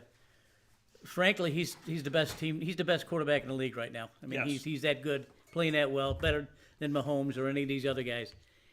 He's got a rifle for an arm. He's got Diggs. He's got all these wide receivers out there. They seem they're on the same page. They seem to know where the spots are in the defense. And Allen throws the ball so hard sometimes that it'll just be right on top of you in 1 second or something like that. So they are really playing well. It didn't surprise me last night that they scored that many points. I just thought that Tennessee would answer. But they battled Derrick Henry up in the first quarter. Didn't see him for the rest of the game. Yeah, Derrick Henry shut down, and Minnesota's high-powered Delvin Cook, Justin Jefferson, Adam Thielen offense pretty much shut down as well on Monday Night Football. So two teams taking care of business, and the other two teams just looking completely not with it here right now. Yep. So taking a look at our Week 2 predictions, PJ and I both picked the Chiefs, and they were able to handle the Chargers. We picked the Browns, and the Browns did not – thank you. The Browns did not get it done here by any stretch of the imagination. We The Jets are 1-1. They defeated the Browns 31-30. So the Jets got that victory. Detroit handles the Commanders and somehow comes away with this one. So we get that one wrong. And, yeah, this is going to be an ugly one. That's why I'm doing it in blue and not in red, because I don't want to see this. So, yeah, and Greg saying Notre Dame, North Carolina is an interesting matchup. And I had mentioned that before, too, because they play each other well. And Mac Brown coming back to Carolina has had some good days, had some recent blunders last season, but hopefully things will get better for them. Tampa Bay at New Orleans, we saw Tampa win by 10 on the road. And the Giants in Carolina, the Giants get this victory. The Giants are 2-0. And so the Bucs, we got that correct. So we'll give ourselves a correct one there. You got the Panthers wrong. I got the Bucs right and the Giants right, thank goodness. The Steelers we had in the next matchup here.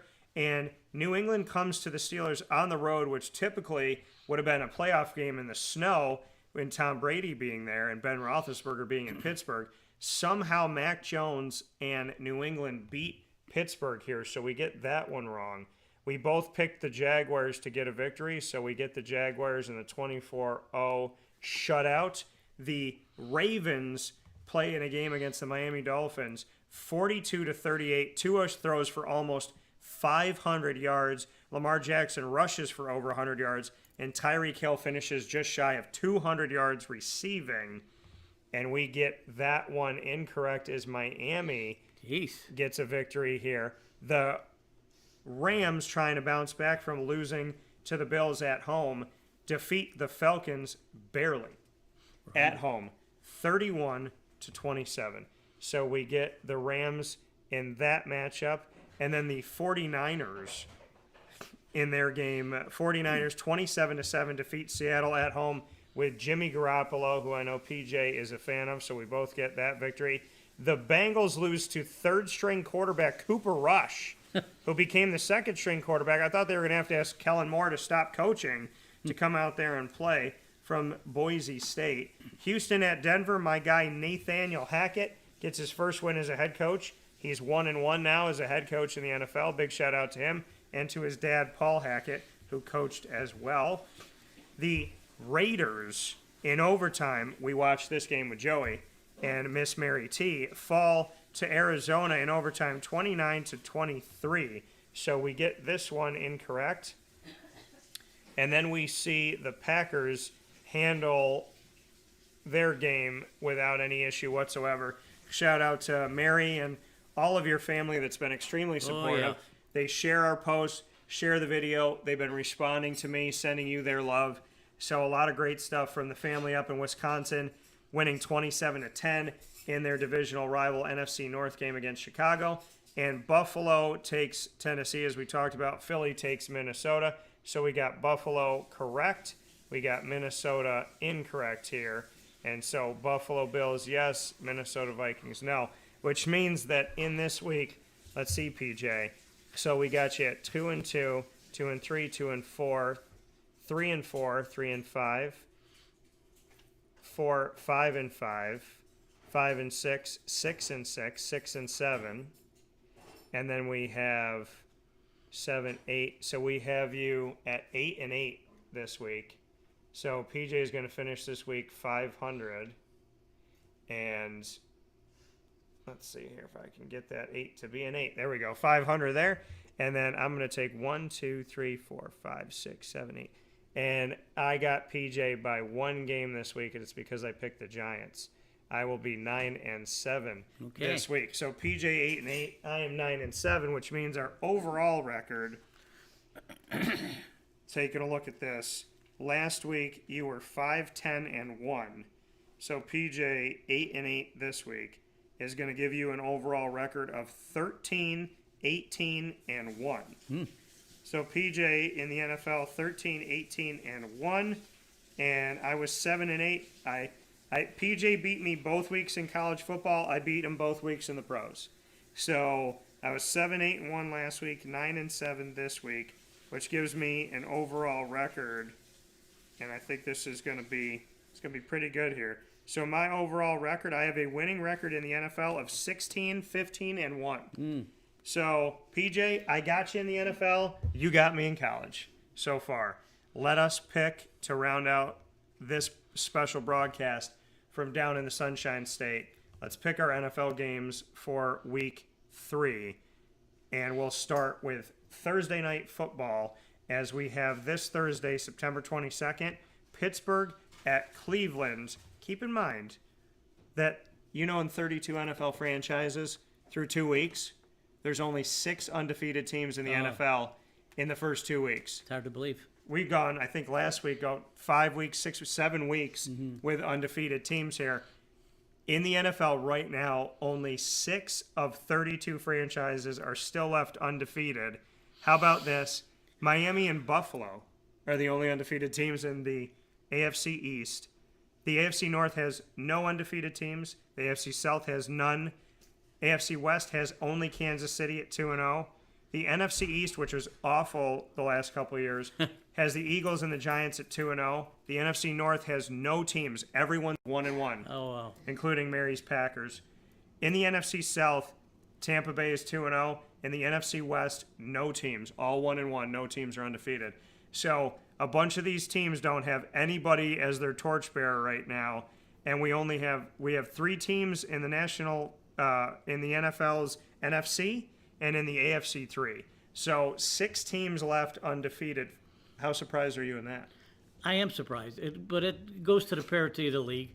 If you have a good quarterback, you're going to be able to score some points, and there's some pretty good quarterbacks out there now, and unfortunately, a couple of them have already been injured too, so that's unfortunate.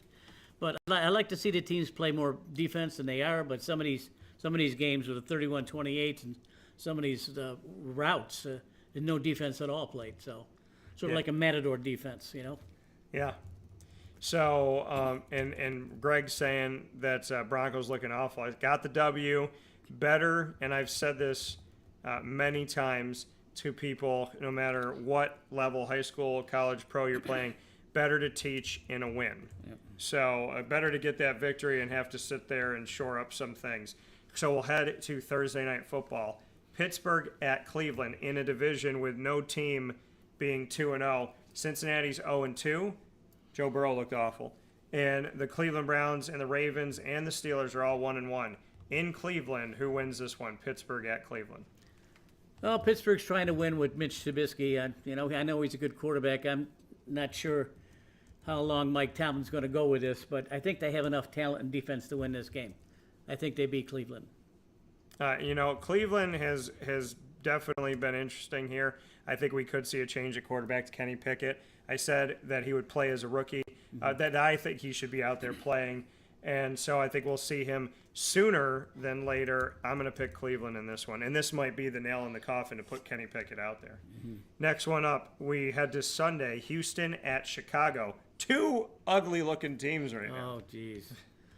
Well, I don't even know someone's got to win this game. Gosh almighty. Well, they could tie. The Texans have already done it once. I'll tell you, Justin Fields looks terrible at quarterback. I don't think he can play the position very well. And as watching him last week, he just wasn't doing anything right. I mean, he's supposed to be able to run the ball and pass the ball with efficiency. Yeah. He's not doing that. I like Houston. So PJ is going to pick Houston. I'm going to pick hometown Chicago here to get this victory here, as we'll differentiate on that one. Only picking Chicago because they're at home. This game could be 13-9, something like that. The Vegas Raiders at the Tennessee Titans. Vegas has done some good things. They just lost an OT. Tennessee is 0-2 right now. Your thoughts? Well, actually, and the Raiders are 0-2, but they did push Arizona. So you got 2 teams. Somebody's trying to get their first victory. And both of those teams are really good teams too. I like David Carr. They're not using Devontae Adams well enough over there. If he can figure that out this week to get the ball to Devontae Adams, they win. But if they don't, Tennessee will win. And I think that they're going to get Derrick Henry back on the roll. Tannehill can play a lot better than he did this last week. I like Tennessee. You got Tennessee? Yep. All right, so PJ is going to pick Tennessee here. I'm going to go with Vegas. So PJ going Tennessee. I'm going to pick the Vegas Raiders to figure out a way to do it. If you can go to overtime with Arizona, granted they made mistakes, but you go to and 2 fumbles by a guy who I always talk about how good his hands are, Hunter Renfrow, back-to-back fumbles in the game, which led to the eventual score there for the Arizona Cardinals in that fumble recovery return for a touchdown. So I think that Tennessee is not as good as Arizona, and I think that Vegas almost had Arizona. With that math, I'm going to pick the Vegas Raiders. Okay. Kansas City at Indianapolis. Indianapolis is 1-1 this year. They could not score in the red zone against Jacksonville, and Kansas City has found a way to keep it going as the only undefeated team in the AFC West division. This is a romp. For the Colts, right? No, just kidding. so Chiefs at Colts. I'm going to go ahead and equalize PJ here. We're both going to pick Kansas City in this game to win. Next one up that we have, Buffalo at Miami. A battle of unbeaten teams. 2-0 versus 2-0. Miami outlasting the high-powered offense of Baltimore. Buffalo spanking the Super Bowl champions and silencing a team that they're used to playing in the playoffs in Tennessee. Lamar Jackson got 400 yards on his own against Miami. And Josh Allen's got many, many, many more weapons than the aforementioned team. I like them in this game. But I will say I think that Buffalo fans are going to be more nervous than they thought they'd be to see that Miami is 2-0 and Tua is trying to become 3-0. I guess. Tua's trying to be 3-0. And Josh Allen's trying to get to 3. I think Buffalo does, and I'm going to pick the Bills as well. Detroit at Minnesota. Detroit Rock City's battled Philadelphia to the brink, lost 38-35 in Week 1. Then in another barn burner, was able to get their first victory. The Detroit Lions are 1-1, and they're scoring. Minnesota is not doing that well here. They are 1-1, but they just almost got shut out by the Philadelphia Eagles. Your thoughts? Jim Goff is playing really well for Detroit, but I think that Minnesota's got the edge on this game. The Lions at the Vikings in this one. This could be really ugly. I'm gonna pick Minnesota in this one, but if the Lions win their second game in a row and almost their third because of how they pushed Philadelphia, I'll have no choice but to have to start picking them. Taking a look at Baltimore at New England, another playoff-looking type game here of the past. The Patriots just found a way to beat the Steelers on the road, 17-14. The Ravens found a way to lose to Miami. What do you think? Mac Jones is playing really well, but I think anytime you put Lamar Jackson on the field, he's got a chance to go, period. I like him to go, period. Yeah. I like Lamar Jackson to go, exclamation point. So I'll raise you a different punctuation. Right. Bengals at the Jets. What do you got? Bengals at the Jets. Bengals looking bad. The Jets did get a win recently. I know. Joe Burrow's got to play a lot better. It's not Joe Burrow's. You can't throw when you're sitting on your ass. I mean, that's true. The offensive line has got to do a better job than this. We know what he can do from what he did last year. If he stands upright, he wins the game, and I think he does. Well, this will be an interesting game at MetLife Stadium, played in New Jersey, not in New York. That's why I call them the New Jersey Jets. But right. I'm going to pick Cincinnati in this one. Joe Burrow and the team looking for their first win of the season 3 weeks in. Philadelphia at Washington, more divisional matchups. And 2 things about this. What do you think about the game? And what do you think about the fact that we're seeing divisional rivals play so much in the first 3 weeks in these really, really important games not coming later on? Interesting. I don't know why they did that. This is a pick'em game. This is tough. Jalen Hurts he's shown me that he can actually play quarterback in this league, and I think that he deserves a little bit more kudos than he's getting. I think he wins this game. Yeah, I think that Jalen Hurts, to your point, I think he is doing a lot of good things. The team commanded their Monday night win 24-7, and they were able to withstand the push of Detroit to score almost 40 and win that game. So looking at what they've done in these first 2 weeks to become 2-0, Philadelphia, who I question how good is their defense and how much can they score the ball. I knew they had talent, and they brought in A.J. Brown. And by the way, Tennessee's whole plan to get rid of their 1,000-yard receiver in order to not have to pay him and save money, well, you saved money, and you also saved yourself from winning. So, I mean, at what point do you have to realize that you have a really good player and you don't want to pay him, but by losing him, the team you lost him to is 2-0 and you're 0-2. So, A.J. Brown, keep doing what you're doing, big dog. I'm going to pick the Philadelphia Eagles in this one as well to take care of business up against the Washington Commanders. And the Commanders here, again, almost lost to Jacksonville, and seeing what Jacksonville did to Indianapolis should tell you something about where Jacksonville can be heading if they stay focused. New Orleans at Carolina, PJ. Famous Jameis Winston. My man, Jameis. In the first half, he threw for something like 75 yards and 2 interceptions, and Tampa Bay waited for him to keep throwing him the ball. And that's what one of their linebackers said.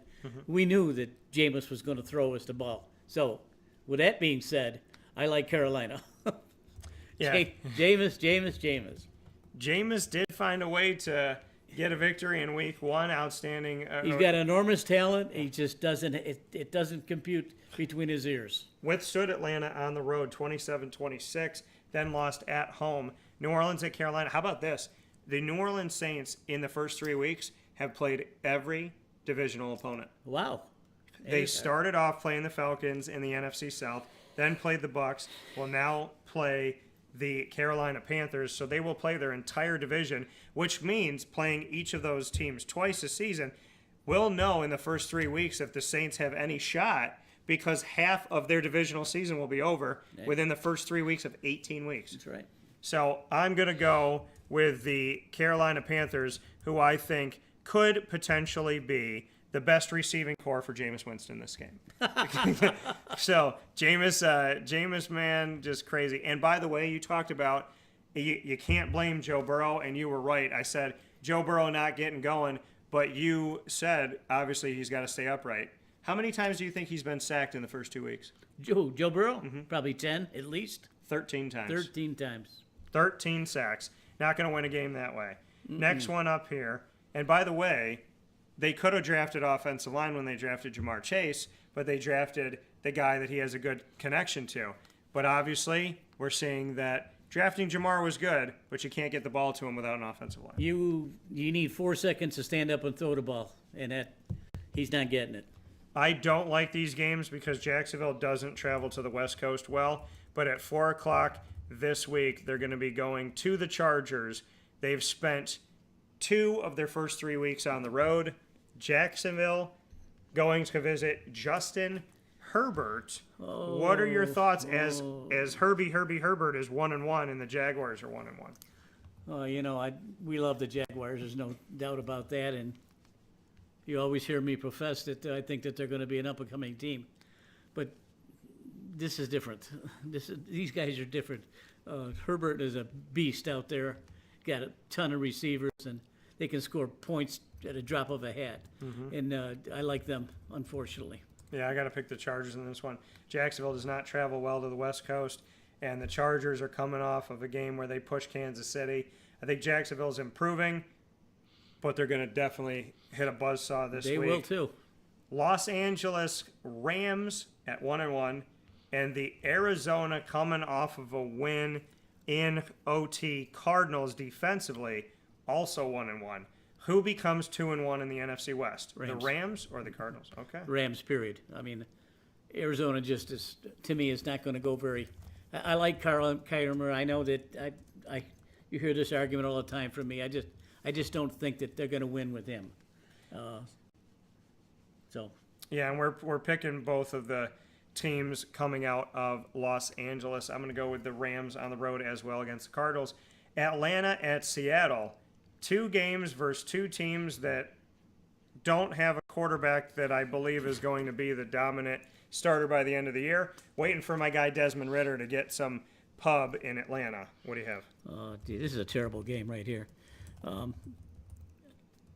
I guess the only thing I can say is I take Seattle at home. That's all. I mean, Yeah, PJ picks Seattle. I'm taking a team that's got a better offense that I've seen so far this season. On paper, it looked good, and it looks good enough to beat Seattle, who just looks dismal. However, the 12th man did work when they faced off against Russell Wilson and Denver. Green Bay at Tampa Bay. The Battle of the Bays, the Cheeseheads versus the... Well, I know in Tampa they like bananas Foster, so I guess it's cheese versus bananas. What do you got? oh boy, this is a tough game here. If Brady's on, it's no contest. If Rodgers is on, it's no contest. But they got to contest it, so I got to go with my Green Bay people. Yeah, Tampa, they haven't looked great, PJ. They've done enough. Dare I say I pick Green Bay? That's right. And I had to rhyme like Dr. Seuss. Sunday Night Football. They're really putting it on Nathaniel Hackett. They gave him a Monday night game. Now they're giving him a Sunday night game. 2 primetime games in the first 3 weeks of the year. San Fran at Denver. What do you got? Well, San Francisco's really screwed this up with Jimmy Garoppolo. I don't understand what they were trying to do with that guy. Unfortunately, their quarterback is down, and he's where he should be. He should be running the team, and because of that, they're going to win. PJ and I will pick the 49ers, and I do it reluctantly because of Nate and wanting to see him get a dub at home, but Jimmy Garoppolo is a backup quarterback. San Fran doesn't seem to appreciate him, yet every time they need him, he typically comes through. That's right. Monday Night Football. Cooper Rush and Daniel Jones are your quarterbacks. Dallas at the Giants. However, my guy DeAndre Smith's got Saquon looking like Saquon. What do you got? I like New York. I think they're a good story this year. I think that Daboll is just a very energetic coach. I think the guys love to play for him. And I think that they can beat Dallas here. Yeah, I'm picking, and this makes me want to throw up, but I'm going to pick the Giants because the Giants are the better team. Dallas is my second favorite team, but the Giants are the better team. It is a cardinal sin to be a partial broadcaster, so I will not. I'm going with the Giants, and DeAndre Smith, at least one of my guys, will get a victory there. And with that being said, those are our picks for NFL Week 3. Make sure you tune in to Wake Up Call with Dan Tortora live every Monday through Friday from 9 a.m. to 11 a.m. Eastern Time inside of the Cafe Kubal Studios, YouTube.com, Facebook.com, and MixLR.com, all / Wake Up Call DT, WakeUpCallDT.com, and Facebook.com / LiveNowDT. Once the shows go live, you can check us out in our archives, Amazon Music, Audible, iHeartRadio, iTunes and Apple Podcast, MixLR, TuneIn, Spotify, Stitcher, Player FM, Podbean, Podvine, YouTube. Search Wake Up Call with Dan Tortora or one word Wake Up Call DT. And you can ask your Alexa as well as Google Home devices to play the latest episode of Wake Up Call with Dan Tortora, and they'll do that as well. Thanks to all of our Central and Upstate New York partners and beyond, Cafe Kubal, Carvel DeWitt, Wildcat Sports Pub, Witty Wicks, PB&J's Lunchbox, Canine Camp Dog Daycare, Avicoli's, Ma and Pa's Kettle Corn and Popcorn Factory, Honda City of Liverpool, Pizza Man, Canine Campground Dog Boarding, Chick-fil-A Cicerone, Chick-fil-A Clay, Victory Sports Medicine, Orthopedics, Mother's Cupboard, and Chick-fil-A Watertown coming to you in fall 2022. And of course, Wake Up Call with Dan Tortora is the exclusive multimedia marketing partner of your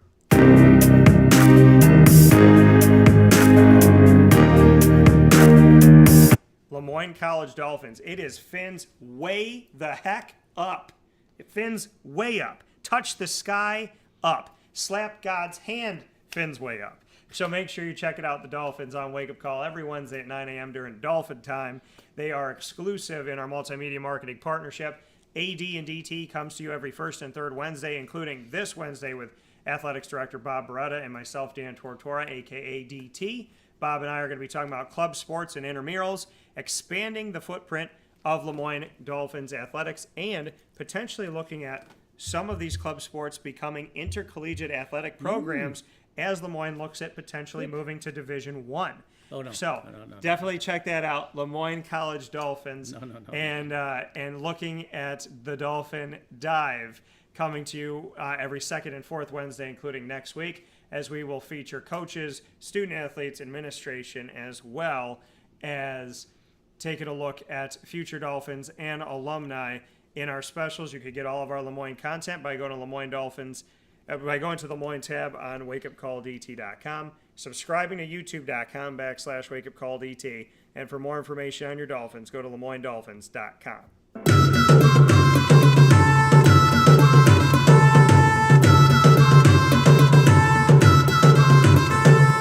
The Bobcat Buzz comes to you every single month in our exclusive multimedia marketing partnership with the Bryan and Stratton College Bobcats of Syracuse. Our specials, under promise and over deliver. You have gotten a plethora of specials coming one-on-one with the women's soccer team. You have seen Gabby Cordero as well as Carrie Welsh. You have also spent some time with Haley Elsey and Jessica Shepard. We've had a roundtable discussion with the women's soccer team, reigning national champions for Bryan and Stratton College of Syracuse. We had a sit-down with the reigning national champion men's soccer team at Bryan and Stratton of Syracuse, and that roundtable discussion was awesome as well with head coach Nick Dimitrievski, and you got to know Giovanni Gallina from Italy. You got to know Sean Altidore from Canada, and you also got to know Felipe Pampalim of Brazil. We have also had Alex Grigorita and Nick Dimitrievski, the coaches of the women's and men's soccer team respectively, in Bobcat Buzz specials recently. And we just sat down with the inaugural roster of the Bobcats of Syracuse's baseball team with one-on-one conversations featuring Evan Reynolds of Boston, Massachusetts, as well as Brian Angeles of the Dominican Republic, who moved to New York when he was 11 years old. And you got to hear from Alex Garcia of Rochester, and had our roundtable discussion with Alex, Evan, and Brian, as well as head coach Sean Peak, that aired recently here on Wake Up Call with Dan Tortora. You heard my voice at the game as the announcer for the intro for the men's soccer rematch of the national championship, and we have more Bobcat Buzz coming up for you here very, very soon. So a lot of great stuff in just a couple weeks with the Bobcats, and we thank you for being with them. BSC Syracuse tab on wakeupcalldt.com and on youtube.com/wakeupcalldt. Make sure you subscribe. And for more information on your Bobcats, go to syracuse.bscbobcats.com. With that being said, Facebook at WakeUpCallDT, Twitter, keep voting in our polls at CallDT. The NL East is beating the AL East right now, so if you're an AL East fan, you better get on there. And Instagram at WakeUpCall_DT for this entire conversation presented by the Cafe Kubal people in our very wonderful travel studios. For Papa J and for myself, Dan Tortora, we thank you for being here. Final note. Good night. We'll talk with you all soon. Be safe, and as always, the 3 things to know to keep yourself healthy. God bless you all. No stress in your life. And please, as always, know that your best is good enough for those that matter. We'll talk with you soon.